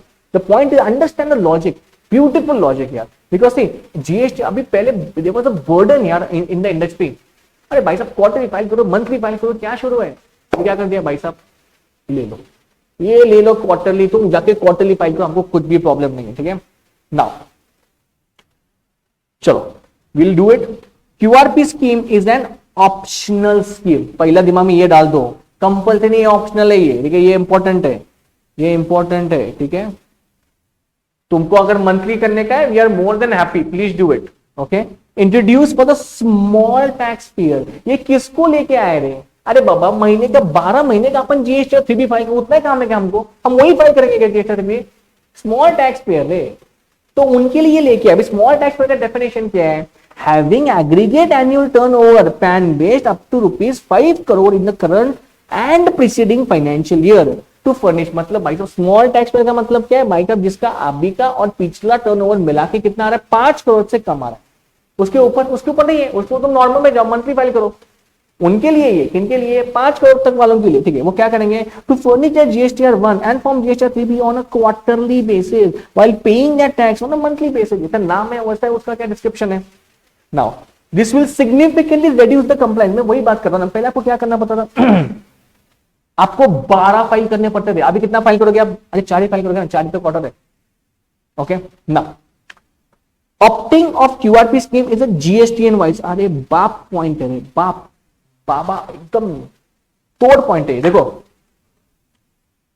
First of all then GST का रजिस्ट्रेशन होता है वो स्टेट वाइज होता है। ऐसा हो सकता है कि देखो तुम्हारा जो टर्नओवर है क्यूआरएमपी के लिए वो हम पैन बेस्ड लेंगे, पूरा एग्रीगेट इंडिया का लेंगे, जहां पे भी आपका जो भी रहेगा रजिस्ट्रेशन पूरा लेंगे। बट जब आप क्यूआरएमपी डिसाइड कर रहे हो, deciding factor is in your hands. इसका मतलब है सर महाराष्ट्र के लिए मैंने क्यूआरएमपी लिया, सर पंजाब के लिए लिया नहीं, चलेगा क्या? अरे बिल्कुल चलेगा, कुछ प्रॉब्लम नहीं है, नो प्रॉब्लम एट ऑल। देखो क्या लिखा उन लोगों ने, opting of QRMP scheme is GSTN wise. जब मैं ऊपर टर्नओवर के बारे में बात मैं आपको दिखाता हूं, वेट इज यहाँ पे क्या लिखा है, ये पैन बेस्ड है, पैन बेस्ड है, ऑल इंडिया लेगा, पैन इंडिया लेगा। यहाँ पे इट इज स्टेट वाइज, मतलब आप क्यूआरएमपी एक के लिए ले सकते हो, दूसरे के लिए नहीं लिया तो भी चलेगा, no problem at all. It is not like composition, यहाँ पे लिखता हूं मैं, इट इज नॉट, यहाँ पे लिखता हूं मैं अनलाइक सेक्शन 10। क्यों? अरे बब्बा कंपोजिशन स्कीम लिया तो सबके लिए लेना पड़ेगा, वहां पे ऐसा बाइफर्केशन नहीं है, पर यहाँ पे है bifurcation. Okay, it implies that some GSTN for PAN that opt for QRMP scheme and remaining GSTN may not opt for the said scheme. Is this clear? Okay, I hope एकदम तुम्हारे डोक्यात clear झाले. Okay, next eligibility for QRMP scheme. वही check किया मैंने आपको ऊपर ने, अभी ये वो डिटेल में बताएंगे आपको. Registered persons, now obviously इसमें से other than OIDAR located non-taxing territory, तो उसको बाहर निकाल दिया, तुम्हारे सिलेबस में नहीं हो, doesn't matter. Registered persons having an aggregate turnover of up to 5 crore in the preceding financial year and who have opted to furnish quarterly return under QRMP scheme as a class of persons who shall furnish a return for every quarter from Jan 21 onwards and pay the tax due every month. वही मैंने आपको समझाया just ऊपर, ठीक है. Now इसमें condition restriction sir इतना भारी स्कीम है, मतलब कुछ तो रहेगा ना इसमें, there will be something, ऐसा थोड़ी देंगे वो department. There is something but not that much. It is basically benefit, it's a boon to all the small taxpayers. ऐसा नहीं है, but the conditions are very much to listen for. Please listen. Conditions and restrictions. The registered person in the QRMP scheme must furnish the return for the preceding month as due on the date of exercising such option. A registered person shall not be eligible to opt for QRMP scheme if he has not furnished the last return due on the date of exercising such option. तोड़ यानी विशेष संपूर्ण टाकला. क्या बात कर रहे हैं?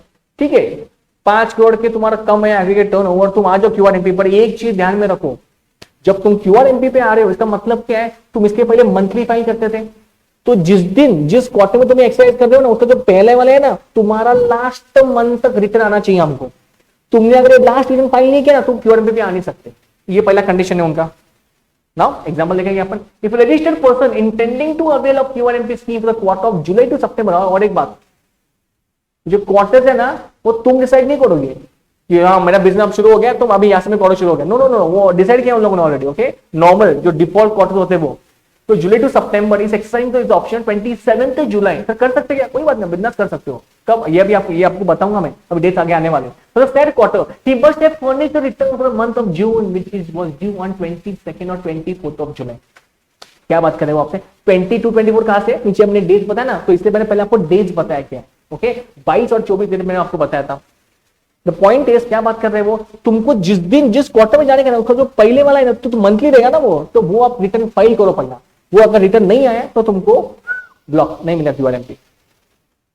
Registered persons under QRMP scheme are not required to exercise the option every quarter. Where such option has been exercised, once they shall continue to furnish the return as per the selected option for future tax period unless they revise the said option. हाँ देखो ना, तुमको अगर QRMP से बाहर आने का, ऐसा ऑटोमेटिक नहीं है वो, तुम्हारा 5 करोड़ के ऊपर गया वो टर्नओवर, तो तुमको बाहर तो आना पड़ेगा, तुमको पहले बोलना पड़ेगा डिपार्टमेंट को जाके कि yes I want to come out of this. It is not automatic. Manner of exercising option for Q1MP scheme rule 61A. जबरदस्त एकदम, देखो बहुत भारी है, सुनो. A registered person intending to opt for Q1MP scheme for any quarter shall indicate his reference for furnishing of return on a quarterly basis. वो बताएगा कि भाई साहब मुझे आने का Q1MP, वैसे बाय डिफॉल्ट नहीं है, आकाशवाणी होने नहीं वाले क्या इसको Q1MP में आने का, ऐसा थोड़ी होता है.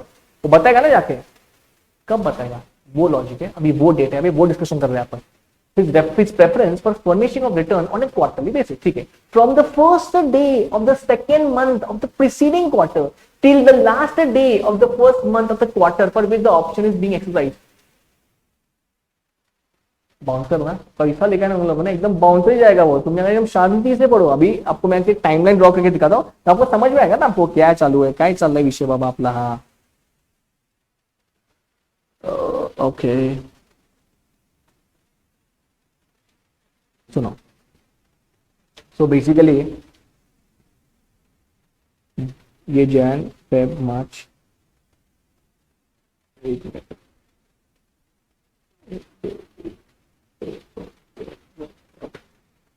Jain Feb March April May June July August September अक्टूबर,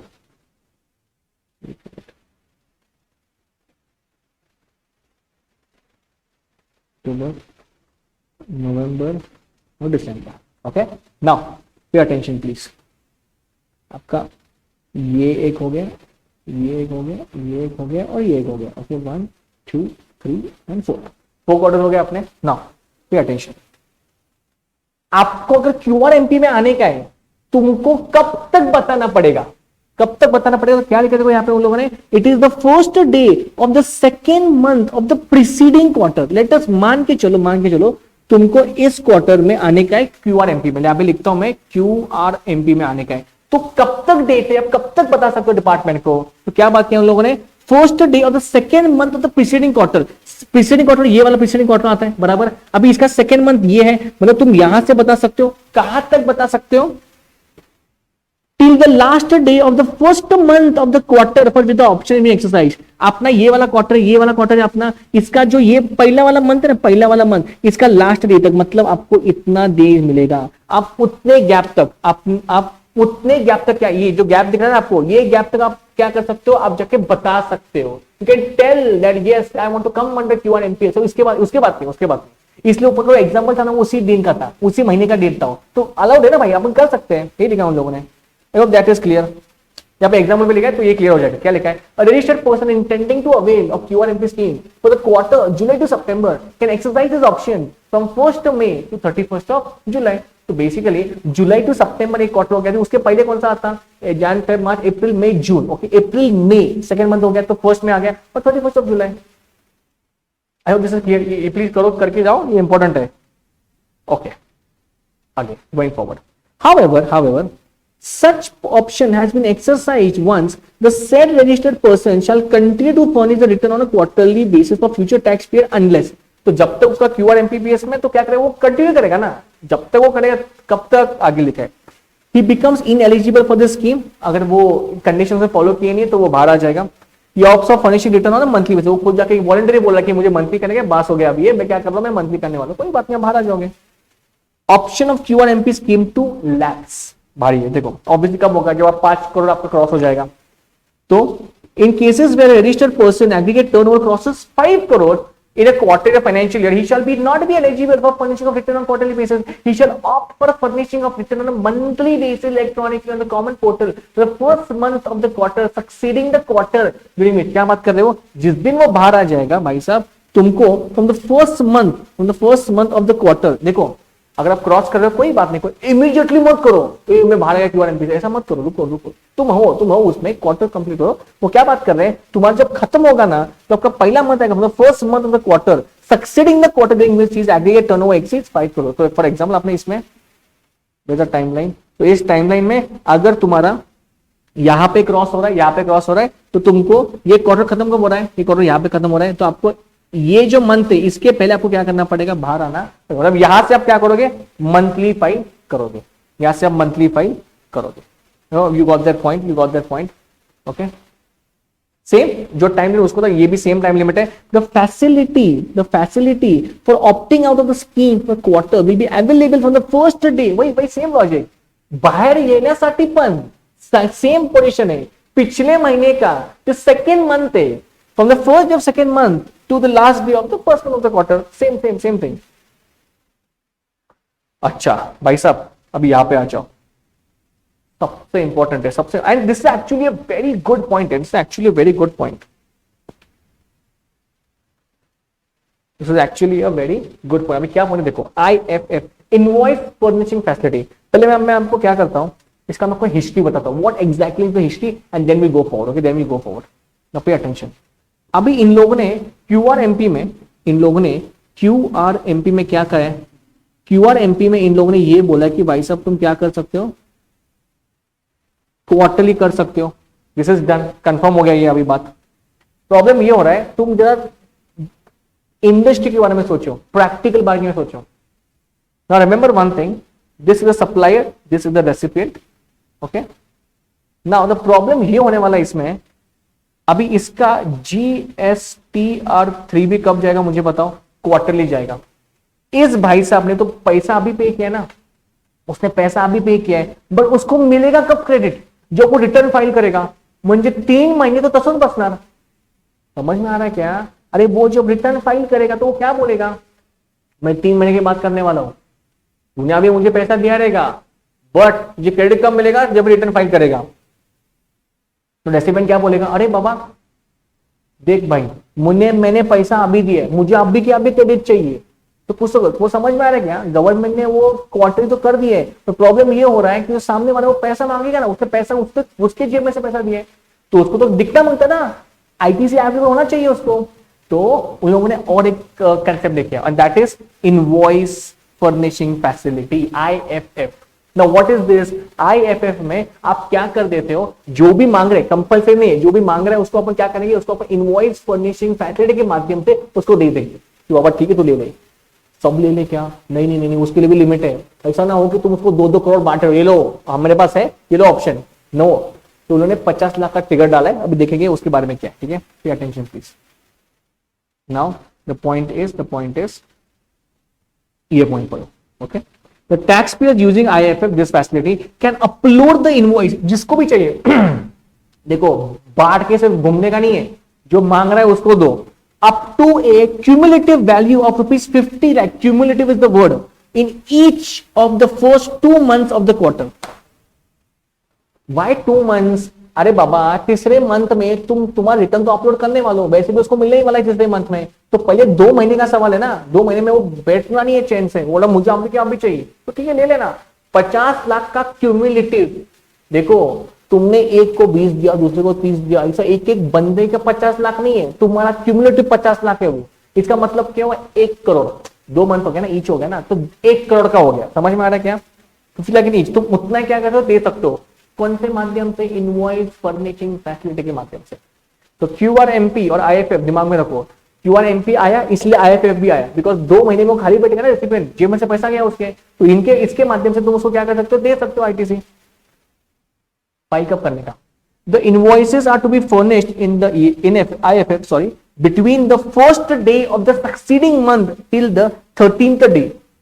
तुम जब भी फर्निश करोगे तो first day of the succeeding month till the 13th month, 13 दिवसाच्या 13th day of the succeeding month, after 13th of the month this facility for furnishing IFF for previous month would not be available. 13 तारीख के अंदर को क्या करना पड़ेगा, उसको upload करना पड़ेगा, डिटेल्स देने पड़ेंगे, किसको दिया है, कितना अमाउंट दिया आपने, मेक श्योर कि तुम 50 लाख के ऊपर नहीं दे रहे हो महीने का cumulative. Now the said facility would be however be available say for the month of July from 1st of August, मतलब जुलाई साठी 1 अगस्त साठी टू 13 अगस्त, तो इन केस में 1 अगस्त से 13 अगस्त तक जो जुलाई का आपने किया है वो आपको करना पड़ेगा, डिटेल्स देने पड़ेंगे आपको। Similarly for the month of example देंगे, अगस्त के लिए कब होगा मुझे बताओ, 1 अक्टूबर 13 सितंबर, सिमिलर वो डेट है उनका। The details of invoices furnished using IFF in the first 2 months of the quarter are not required to be furnished again in GSTR1 for the said quarter। सीधी सी बात है यार, अगर मैं जीएसटीआर 1B में क्वार्टरली फाइल कर रहा हूँ, इसका मतलब क्या हो रहा है कि मैं 2 महीने का आपको आईएफएफ दिया ना, डिटेल्स दिया ना, तो वापस उसका इन्फॉर्मेशन मिलेगा जीएसटीआर 1 में क्यों डालू, दिया ना वो डिटेल्स। अभी जीएसटीआर 1 में तो लास्ट महीने का इन्फॉर्मेशन आने वाला है। एग्जाम्पल पढ़ेंगे अपन अभी। A registered person who has availed the QRMP scheme wants to declare 2 invoices out of total 10 invoices. कर सकते हैं क्या? Obviously कर सकते हैं, उसका मर्जी है, सामने वाले उतना ही मांगा रहेगा। Issued in the first month of the quarter since the recipient supplies covered by those 2 invoices desires to avail ITC. Design इच्छा है ना उसका। Details of these 2 invoices may be furnished using IFF. The details of remaining 8 invoices shall be furnished in form GSTR by said quarter. आप जब GSTR में file करोगे ना quarterly, सिर्फ उसका 8 का ही जाएगा क्योंकि 2 का ऑलरेडी आईएफएफ के माध्यम से गया है। The 2 invoices furnished in IFF shall be reflected in form GSTR 2B। अरे वो तो बड़ा डिस्कशन है भाई 2A और 2B के बीच में। तो 2A और 2B में फर्क क्या है वो आपको बताऊंगा, मैं एकदम इजी बताऊंगा। तो see remember one thing, these are auto populated. जब आप जीएसटीआर 1 अपलोड करते हो वहां पे रेसिपिएंट को 2A और 2B दिख जाता है। इन दोनों में फर्क क्या है, I come down to it, but फिलहाल पे आपको बताना पड़ेगा कि उसमें लिखा है वहां पे। तो GSTR 2B remember it is a static form, 2A is a dynamic form, it is updated on real time basis. On the other hand 2B भाई साहब वो एंड में ही दिखता है आपको, okay, it is just static, तो आपको 2B में दिख जाएगा। उसके बाद GSTR 1 shall be reflected to inform GSTR 2B of the concerned estimate last month of the quarter. Okay, I hope this is very much clear. Next, in the IFF the taxpayer has to submit the B2B invoice details of both interstate and intrastate supply transaction along with the debit and credit notes of the B2B। भाई साहब तुमको उसमें सब कुछ दिखाना पड़ेगा। IFF ऐसा time pass नहीं है, तुमने जो भी उसमें क्या डेबिट क्रेडिट नोट, तुम्हारा जो भी इनवॉइस इंटर इंट्रा जो भी रहेगा तुमको सब दिखाना पड़ेगा। Invoice wise debit credit note देगा, सब कुछ आपको दिखाना पड़ेगा। However, if a registered person does not to upload invoices using IFF, then he has to upload invoice details for the 3 months। सीधी सी बात है यार, अगर वो तो सप्लायर है वो बोला कि बाबा मैं को कोई मांग रहा ही नहीं है, मुझे IFF सबमिट नहीं करना, कोई बात नहीं, तो आप जब जीएसटीआर 1 फाइल करोगे ना तो तीनों मंथ्स का क्वार्टर का जो तीनों मंथ है वो तो सबका डिटेल्स दे दो आप जीएसटीआर 1 में। The details of outward supplies of goods or services furnished in form GSTR 1 shall include, क्या क्या include, सिंपल जस्ट पढ़ो, ये is very easy. Invoice wise details interstate का, ये ओल्ड है, ये कुछ नया नहीं है, तुमको मालूम रहेगा ये इनवॉइस वाइज कब देना होता है और कंसोलिडेटेड वाइज कब देना होता है। आपको चार्ट याद है, मैं आपको क्लास में ड्रॉ करके दिया था। तो बेसिकली अगर interstate with invoice to unregistered person more than 2,50,000 rupees, तो उसको भी आपको क्या करना पड़ेगा, इनवॉइस वाइज देना पड़ेगा। अगर रजिस्टर्ड पर्सन को इनवॉइस वाइज डिटेल ही जाता है। इन केस ऑफ अनरजिस्टर्ड अगर आपका वैल्यू 2.5 लाख के ऊपर जाता है तो आपको इनवॉइस वाइज देना पड़ेगा, नहीं तो आपको कंसोलिडेटेड देना पड़ेगा for any other cases. Okay, this is old only, there is nothing new in this. Okay, next, cases where a registered person shall not be allowed to furnish details of outward supplies in GSTR 1 और IFF। हाँ, आपने कुछ कांड किया रहेगा ना तो आपको वो नहीं मिलेगा, क्या ये GSTR 1 या IFF कुछ भी नहीं मिलेगा। क्यों? तो बेसिकली अगर आपने प्रीसीडिंग 2 मंथ्स में GSTR 3 भी अपलोड नहीं किया रहेगा, if you have not uploaded GSTR in the past 2 months, आपको ये पैटर्न दिया नहीं जाएगा। और रजिस्टर्ड पर्सन अपने को QRMP देखिए, दिस इज नॉन QRMP, ये नॉन QRMP के लिए और ये QRMP वालों के लिए। तो अगर आपने प्रीसेंट टैक्स पीरियड में अगर कुछ फर्निश नहीं किया रहेगा रिटर्न आपने, तो आपको ये जो बेनिफिट है आईएफएफ का कुछ भी आपको मिलने वाला नहीं। नेक्स्ट, अगर आपने 86B भी कॉन्ट्रामिन किया रहेगा, 1% पे करने, तुमने पे नहीं किया तो आपको वो भी मिलेगा नहीं। नेक्स्ट, 2A और 2B में फर्क क्या है, नो प्लीज पे अटेंशन। जैसे मैंने आपको बोला 2A जो होता है वो डायनामिक होता है, 2A is dynamic, it is updated on real time basis. जैसे ही GSTR 1 जैसे ही सप्लाई कुछ अपलोड करता है आपके 2A में रिफ्लेक्ट हो जाएगा। तो बेसिकली यहाँ पे ड्रॉ करता हूं मैं, GSTR 1 जब भी अपलोड हो जाता है तो उससे 2 फॉर्म निकलते हैं, GSTR 2A and GSTR 2B। Now what is this Baba, this is auto populated. Auto populated का मतलब क्या, आपको कुछ करना नहीं पड़ता, इसमें एडिट जाके कुछ करने का नहीं है, आप पंचिंग भी नहीं कर सकते जैसे GSTR 1 में कर सकते हैं। GSTR 2A और 2B ये ऑटो पॉपुलेटेड होते हैं। ओके, तो आपको दिख जाएंगे वो immediately. GSTR 2A is known as what, this is dynamic, okay, and this is static, मतलब आपको एंड में दिखेगा। डायनामिक मतलब जैसे रियल टाइम बेसिस पे वहां पे होता है आपको तुरंत वो दिख जाएगा। ठीक है, नाउ नेक्स्ट, 2B के बारे में बताया मैंने आपको। नाउ 2B में It consists of the details of outward supplies furnished by the suppliers in GSTR1 other than a supplier who opted for Q1MP scheme between the day immediately after the due date of furnishing of form GSTR1 for the previous month to the due date of furnishing of form GSTR1 for the month. तो basically ये सब furnish होने के बाद ही आपको reflect होगा ना, तो बीच में तो सी GSTR 2A में रिफ्लेक्ट है, 2B में टाइम लगेगा ना, होने के बाद वहां पे दिखने वाला है सब कुछ. The details of outward supplies furnished by supplier who has opted for Q1MP scheme in form GSTR1 or using the IFF as the case may be. देखो, for the first month of the quarter, अभी 3 quarter के बारे में बात चल रही है. For the first month of the quarter, between the day immediately after the due date of furnishing of the form GSTR1 for the preceding quarter. Now remember one thing, मैंने आपको पहले से ही dates बता के रखे. It is 13th and 11th. ये होने के बाद to the due date of furnishing details using the IFF for the first month of the quarter. वो क्या बात करें? Remember one thing, what exactly is this, आपको कब दिखेगा इसके बारे में शुरू है. तो for the first month of quarter क्या बात कर रहे हैं, आपका जो ड्यू डेट है, कौन सा ड्यू डेट है, furnishing of form of GSTR1 for the preceding quarter. तो प्रीसीडिंग क्वार्टर का जाएगा जो इमीडिएटली नेक्स्ट मंथ में जाएगा, and that is what the 13th. अगर Q1MP स्कीम है तो 30, अगर नॉन है तो 11th में जाएगा. To the due date of furnishing details of using the IFF, जो IFF का ड्यू डेट रहेगा फॉर द फर्स्ट मंथ, जो गैप है उसमें आपको ये सब कुछ दिख जाएगा आपके GSTR2B में. Okay, for the first quarter. Second month में देखिए मुझे बताओ, between the day immediately after due date of furnishing details using the IFF for the first month for the quarter. जहां से वो एंड हो, देखो ना, स्टार्टिंग में ड्यू डेट के बारे में बात करते हैं, वो रिटर्न के बारे में, वो होने के बाद IFF आता है. क्योंकि आप देखो IFF 2 महीने के लिए आप यूज कर सकते हो, फर्स्ट एंड सेकंड मंथ के लिए. तो फर्स्ट मंथ का तो कुछ होता नहीं ना, पहले तो रिटर्न का ही ड्यू डेट होता है. तो ये हो गया फर्स्ट, उसके बाद सेकंड IFF का डेट और नेक्स्ट IFF का डेट. तो वो जो गैप है उसमें आपको 2B में रिफ्लेक्ट हो. देखो अभी इसमें वही लिखा है इन लोगों ने, between the day immediately after the due date of the furnishing details using the IFF for the first month to the due date of furnishing details using the IFF for the second month of the quarter. ये भी आपको ये दिख जाएगा. और last में जो होता है तो बेसिकली इट इज द जो सेकेंड मंथ का IFF रहेगा तो उससे, और जब GSTR1 आप जब फाइल करोगे वो डेट है वो आपको उसमें दिख जाएगा. The details of the integrated tax paid on the import of goods or goods bought in the domestic tariff area from SEZ unit on a bill of entry number. आपको ये सब कुछ दिख जाएगा, ऐसा नहीं कि सब ऊपर वाले, ये भी आपको डिटेल्स दिख जाएंगे उसमें, जो भी आपको आपने जो टैक्स पे किया है SEZ के लिए या इंपोर्ट ऑफ गुड्स के लिए, वो भी आपको दिख जाएगा जो बिल ऑफ एंट्री के माध्यम से अंदर लाते हैं.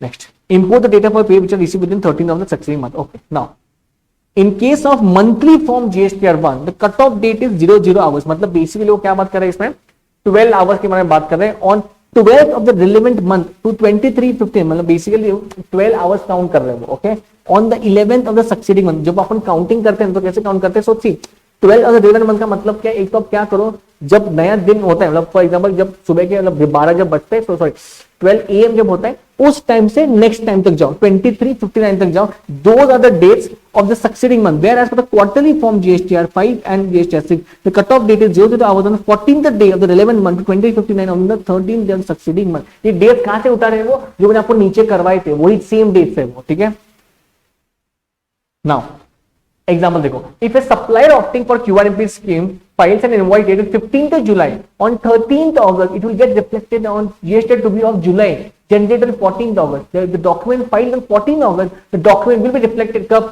आगे, we generated on the 14th of September. तो basically you have to go one month आगे, और आपको 14th डेट वो पकड़ देगा. The statement and form GSTR2B for every month shall be made available to registered person. आपको कब ये अवेलेबल हो जाएगा, देखो, for the first and second month of a quarter, a day after the due date of furnishing of details of outward supplies the said month. Remember, a day after बोल रहे हैं, after का मतलब क्या है, तो basically if the due date is 13th, आपको 14th को अवेलेबल हो जाएगा. अगर 11 है तो आपको 12th को अवेलेबल हो जाएगा. ओके, सो अगर आप यहाँ पे डेट आप चेक कर सकते हो, यहाँ पे जस्ट सी वन सेक ओ ईयर. तो सी अगर जुलाई है तो क्या बात कर रहे हैं वो, इट इज 14th ऑफ अगस्त. अगर अगस्त है तो 14th सितंबर. सी 13 इज द डेट, तो वन डे आगे. तो date of generation of GSTR2B कब होता है, इट इज वन डे उसके सक्सीडिंग 14th ऑफ अक्टूबर. ठीक है, फॉर्म एंड मैनर. ठीक है, दिस इज हाँ, इन केस ऑफ टैक्स पे opting for Q1MP scheme the quarterly GSTR3B on और बिफोर 22nd और 24 of the month succeeding the quarter for which it is furnished. Okay, तो मैंने आपको पहले से बता दिया, स्टेट वाइज उन्होंने डेट क्या कर दिया, बाइफिकेशन कर दिया. Next, every registered person required to furnish return shall discharge their liability towards tax, interest, penalty, fees or any other amount payable under GST law by debiting the electronic cash ledger or electronic cash ledger and include the details in the return. तो वो और एक बात कर रहे हैं कि आपको जब भी कुछ डिस्चार्ज करने का तो आपको हमारा आपका अकाउंट हम डेबिट कर लेंगे, ठीक है. In case of anything, it might be fee, might be late interest also. Every registered person, ये वाला इंपॉर्टेंट था इसमें, डेबिटिंग वाला. Every registered person in Q1MP scheme shall pay the tax due under the proviso of the section 39(7) for each of the first 2 months of the quarter by depositing the said amount in the GST and PM203 the 25th day of month succeeding such month. आपको पे नहीं करने का है, आपको क्या लिखा है यहाँ पे, आपको डिपॉजिट करने का है. डिपॉजिट करने का है, कब डिपॉजिट करने का है, you have to deposit in form GST PMT06 by 25th day of the month succeeding such month. तो जो भी 25 तारीख आने वाला है उस डेट के पहले आपको जीएसटी पीएमटी 06 के माध्यम से आपको तो अमाउंट डिपॉजिट करने का है. आप पे कब करने वाले हो, जब आप जीएसटीआर 3B फाइल जब करोगे क्वार्टर एंड में, तब आपको क्या करना पड़ेगा, पे करना पड़ेगा. Okay, so on the basis of commissioner recommendations of the council by notification extend the due date for depositing the set amount in form GST PMT 06 for such class of taxable person. अगर कुछ दिक्कत आ रहा है आपको deposit करने में, तो commissioner को आपको क्या जाके बताना पड़ेगा. Some reason which I can not deposit that much of amount, तो आपको रिलैक्स भी कर सकता है, एक्सटेंड भी कर सकता है, वो उनके हाथ में, ठीक है. Okay, next while making a deposit in form GST PMT 06, जब आप डिपॉजिट कर रहे हो जो भी आपका अमाउंट रहेगा, अभी ये अमाउंट के भी दो मेथड है, वो भी आने वाले आगे. सच ए रजिस्टर्ड पर्सन में for the first month of the quarter take into account the balance in the electronic cash ledger. भाई साहब, अब जब डिपॉजिट कर रहे हो तो ऐसा नहीं है, आपका जो भी क्रेडिट जमा रहेगा आप वो भी बैलेंस क्या यूटिलाइज कर सकते हो. और जो second month of the quarter है, you have to take into account the balance in the electronic cash ledger excluding the tax due for the first month. जो सेकेंड मंथ का आपका डिपॉजिट अमाउंट रहेगा, तो फर्स्ट पे month में जो output आ रहा है, जो टैक्स पे हो रहा है, तो वो तो आपको माइनस करना पड़ेगा ना. माइनस होने के बाद जो अमाउंट बच रहा है वो आपका सेकेंड मंथ में आप क्या कर सकते हो, यूज कर सकते हो, मतलब वो आपको डिपॉजिट कर सकते हो. मतलब remember one thing, second month में आपको ऑब्वियसली फर्स्ट मंथ कुछ पेमेंट ले सकता है ना. अगर फर्स्ट मंथ कुछ पेमेंट है वो पेमेंट करो, वो आपको लेने का नहीं है. तो फॉर एग्जांपल, अगर तुम्हारे इनपुट में 70 करोड़ रुपीस ऑलरेडी है और जो फर्स्ट मंथ है उसका आपका जो आउटपुट टैक्स आ रहा है लेटेस्ट से वो 50 आ रहा है. अभी क्या होने वाला है, इसमें से 70 में से 50 जाने वाला है, अभी इसमें से 20 लेने वाले हैं. तो आपका जो सेकेंड मंथ का टेक इनटू अकाउंट आपको क्या करना पड़ेगा, इसमें से 20 लेने पड़ेंगे. आप यहाँ पे 70 ले नहीं सकते, you can not take 70 over, you have to take 20 only over, तो वो नॉक ऑफ हो गया पहला वाला. Okay, next.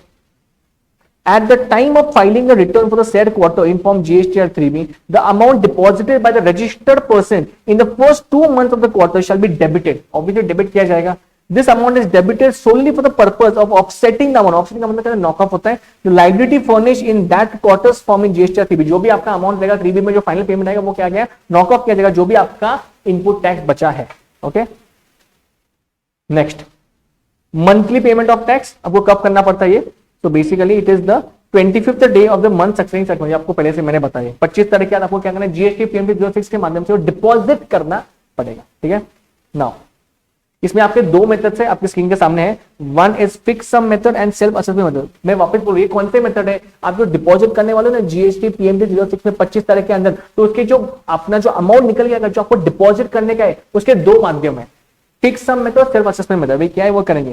देखो, फिक्स सम मेथड मतलब इट इज, नाम से बताता है वो फिक्स्ड है, तुम कुछ एडिट नहीं कर सकते उसमें. तूने क्या बोला है सीधा, आपका 35% of the amount tax paid in cash in the return for the preceding quarter the return was furnished quarterly. तो आपका वो एक क्या करेगा, बाय डिफॉल्ट एक अमाउंट निकलेगा. कैसा अमाउंट निकलेगा, 35% of tax paid in other furnished, मतलब बेसिकली आपका जो पास्ट ट्रेंड है, वो पास्ट ट्रेंड से वो 35% निकालेगा, और जो भी अमाउंट है वो हम उसमें एडिट नहीं कर सकते, आपको उतना क्या करना, पे करना पड़ेगा. ओके, अगर क्वार्टरली किया तो क्वार्टरली, तो अगर उन्होंने अपने मंथली किया तो मंथली के हिसाब से क्या करेगा, 35% निकालेगा. ओके, तो फॉर इजी अंडरस्टैंडिंग उन्होंने एग्जांपल दिया है जो बहुत ही इजी है. देखो, अगर आपका 100 है पहले वाले क्वार्टर में, तो आपका इसमें कितना आएगा, आपको 35 तो पे करना पड़ेगा. 100 का 35, 500 का 35%, 175, 50 का 35%, 17.5, आपको इतना तो क्या करना पड़ेगा, पे करना, मतलब डिपॉजिट करना पड़ेगा. ओके, ये the last return file was monthly for tax. Remember one thing, देखो अगर क्वार्टरली है तो हम मान के चल सकते 35% है, तो अगर मंथली है तो भाई साहब उसमें कुछ नहीं है एक्सेप्शन, उसको 100% पे करना पड़ेगा. अगर मंथली है तो 50 में क्या हो जाएगा, 50 में दिस इज ऑल 100%. तो अगर क्वार्टरली है 35%, अगर मंथली है तो 100%. ओके, दिस इज फिक्स्ड वाला, ये फिक्स्ड वाला है. ठीक है. Next, However, no such amount may be required to be deposited. भाई साहब क्या बात करें कि अगर फिक्स मेथड में आपको कुछ अमाउंट डिपॉजिट करने का जरूरत नहीं है, अगर तुम्हारे पास बैलेंस पड़ा है for the first month of the quarter where the balance in the electronic cash ledger is adequate for tax liability. अरे बाबा इतना तुम्हारा आईटीसी पे पड़ा है, तुम है उस इनपुट, तो क्या करो, वो है, it is more than enough. तो तुम और वजह नील टैक्स लाइबिलिटी है ही नहीं कुछ, तो उसमें आप क्या कर सकते हो, there is nothing to be deposited. For the second month of the quarter with the balance in the electronic cash, मतलब आपका पहला महीने का सेटअप होने के बावजूद भी और बच्चा इनपुट टैक्स बहुत सारा भंडार है, कोई प्रॉब्लम नहीं है, there is no problem at all, तुमको कुछ भी डिपॉजिट करना पड़ेगा नहीं. Okay, next self assessment method. इसमें कुछ परसेंटेज नहीं है. सेल्फ असेसमेंट क्या होता है, the said person in any case can pay the tax due by considering the tax liability. मतलब जैसे आपका जो भी सप्लाई होता है, जो भी आपका इनवर्ड आउटवर्ड, मतलब एक्चुअल में आपको कंप्यूट करके उनको देना पड़ेगा. Self assessment method, there is no percentage, nothing, there is no past in analysis, nothing that sort of, no quarterly, no monthly. आपका जो भी एक्चुअल में चालू है वो सब कंप्यूट करो और वो उनको कैलकुलेशन दे दो. ओके, नाउ इंपॉर्टेंट पॉइंट सुनो, एप्लीकेबिलिटी ऑफ इंटरेस्ट. अच्छा वन सेक, अभी देखो ये सिर्फ फिक्स सम मेथड में क्या है एप्लीकेबल. अभी क्या भारी पॉइंट है, देखो पॉइंट ऐसा है, अभी आप पर अमाउंट डिपॉजिट कर रहे हैं, फिक्स सम मेथड में 35% कर रहे हैं, सब क्वार्टरली, अगर मंथली तो 100% कर रहे हैं, और ये सब नोशनल बेसिस है ना, आपको थोड़ी मालूम है एक्चुअल में क्या आने वाला है. अरे जब आप 3D फाइल करोगे, अरे तब जाके एक्चुअल पिक्चर क्लियर होने वाला है. एग्जाम्पल, अगर पास्ट इन एनालिसिस से, अगर आपने ऊपर देखा 35% से, लेटर से आपने यहां पे 40 रुपीज पे किया, डिपॉजिट किया, सेकेंड 35% के माध्यम से लेटर से आपका 32 रुपीज आ गए. ठीक है, अभी आप जब फाइनल थर्ड मंथ में जो आपका 3B जाने वाला था इसमें, तो आपको ये समझ में आया, और ये शपथ प्रॉब्लम ये हो गया था कि जो 40 दिया था ना, इसमें 50 का अमाउंट था और इसमें 45 का अमाउंट था. इसका मतलब इसमें कितना शॉर्टफॉल आपने किया था, इसमें आपने 5 रुपए का शॉर्टफॉल किया, और इसमें आपने कितना शॉर्टफॉल किया था, इट इज 13 रुपए का शॉर्टफॉल किया आपने यहाँ पे. तो बेसिकली द पॉइंट इज, इतना शॉर्टफॉल हुआ है, तो क्या सरकार आपको इस अमाउंट पे इंटरेस्ट लेगा क्या, नहीं लेगा. अरे बाबा पहले से आप वो आपको नोशनल पे कर रहे हैं, फिक्स समय, अगर इतना ही लेने का था तो पहले ही बताओ ना, हमें करते ही नहीं, फिर हम आपको एक्चुअली देते, आपने ऑप्शन दिया खुद, तो हम इसके ऊपर जो अपने शॉर्टफॉल है, जो आपको एक्चुअल में दिखाना चाहिए था, वो आपने नहीं दिखाया, बिकॉज इट इज फिक्स, उनका ही मेथड है, वो उन लोगों ने अमाउंट निकाला है, तो हम इस पे कोई भी इंटरेस्ट देने वाले नहीं है. और उन्होंने क्लैरिफाई कर दिया, देखो no interest would be payable in case the tax due is paid in the first 2 months of the quarter by way of depositing auto calculated fixed sum by the due date. Simple, fair enough. जहां पे वही example है जो मैंने आपको just explain किया अभी. ठीक है, सेम थिंग इज देयर.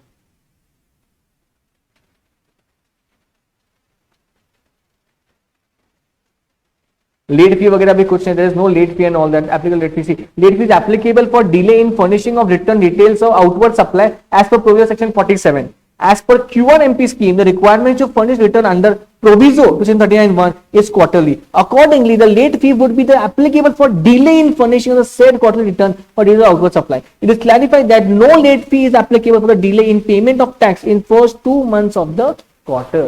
देखो अगर आपने फाइनल रिटर्न फाइल करने में देरी कर दी ना डेट के बाद, तो हम आपसे लेट फी लेंगे, बट जो पहले 2 महीने का है उसमें अगर कुछ हुआ तो हम उसमें कुछ भी लेने वाले नहीं. वो भी क्लैरिफाई कर दिया है उन लोग. ठीक है, जीएसटी 1 का मैंने ऑलरेडी आपको बता दिया है. Yeah, so that it is okay, the end. Okay, I hope आपको ये सब कुछ समझा रहेगा. अगर कुछ भी प्रॉब्लम है, you can easily आप कमेंट बॉक्स में डाल सकते हो, कि just reply over there. I'll be very happy to tell you. Make sure you please do this amendment, because in this exam जो December 21 हो सकता है, ये आपका नेक्स्ट आता है May 22. ये अमेंडमेंट बहुत इंपॉर्टेंट है. अगर आपका December 21 में एग्जाम है, this is going to be of very very ज्यादा, मतलब इतना जितना भी कवर किया मैंने इसमें, it is very very important. आपको बहुत सारे, this one let me go up. अच्छा ये बहुत ही बड़ा है, दिस वन से let me go up. Okay okay, now so this is very important for your exam perspective, because this is going to come, that's for sure. Okay, and please do one thing, I am telling you again, एक hard copy निकालो, इसका print निकालो and please keep it on your table, okay, because what happens is आपका जब tax का paper रहेगा ना, उसके 1 day before if you read this much also ना, बाकी सब लगे this is at priority, if you read this much there will be assured marks. वापस बोलो QRMPS IFF ये प्लीज मत छोड़ो, 86B मत छोड़ो, ई इनवॉइसिंग ईवे बिल जो है उसका जो पैरामीटर चेंज किया हो 200 किलोमीटर का वो भी चेंज, मतलब वो प्लीज वो पढ़ के जाओ। These are sure short question, इसमें थ्योरी भी बन सकता है, मैंने पूरे वीडियो में आपको बताया, I have gone thoroughly, I have taken everything in deep. कुछ भी आपको कुछ आता है आपको please do let me know, okay. Thank you so much for watching guys, please do subscribe the channel, okay, and please hit the like button if you like the video, okay. Thank you so much and bye bye, take care.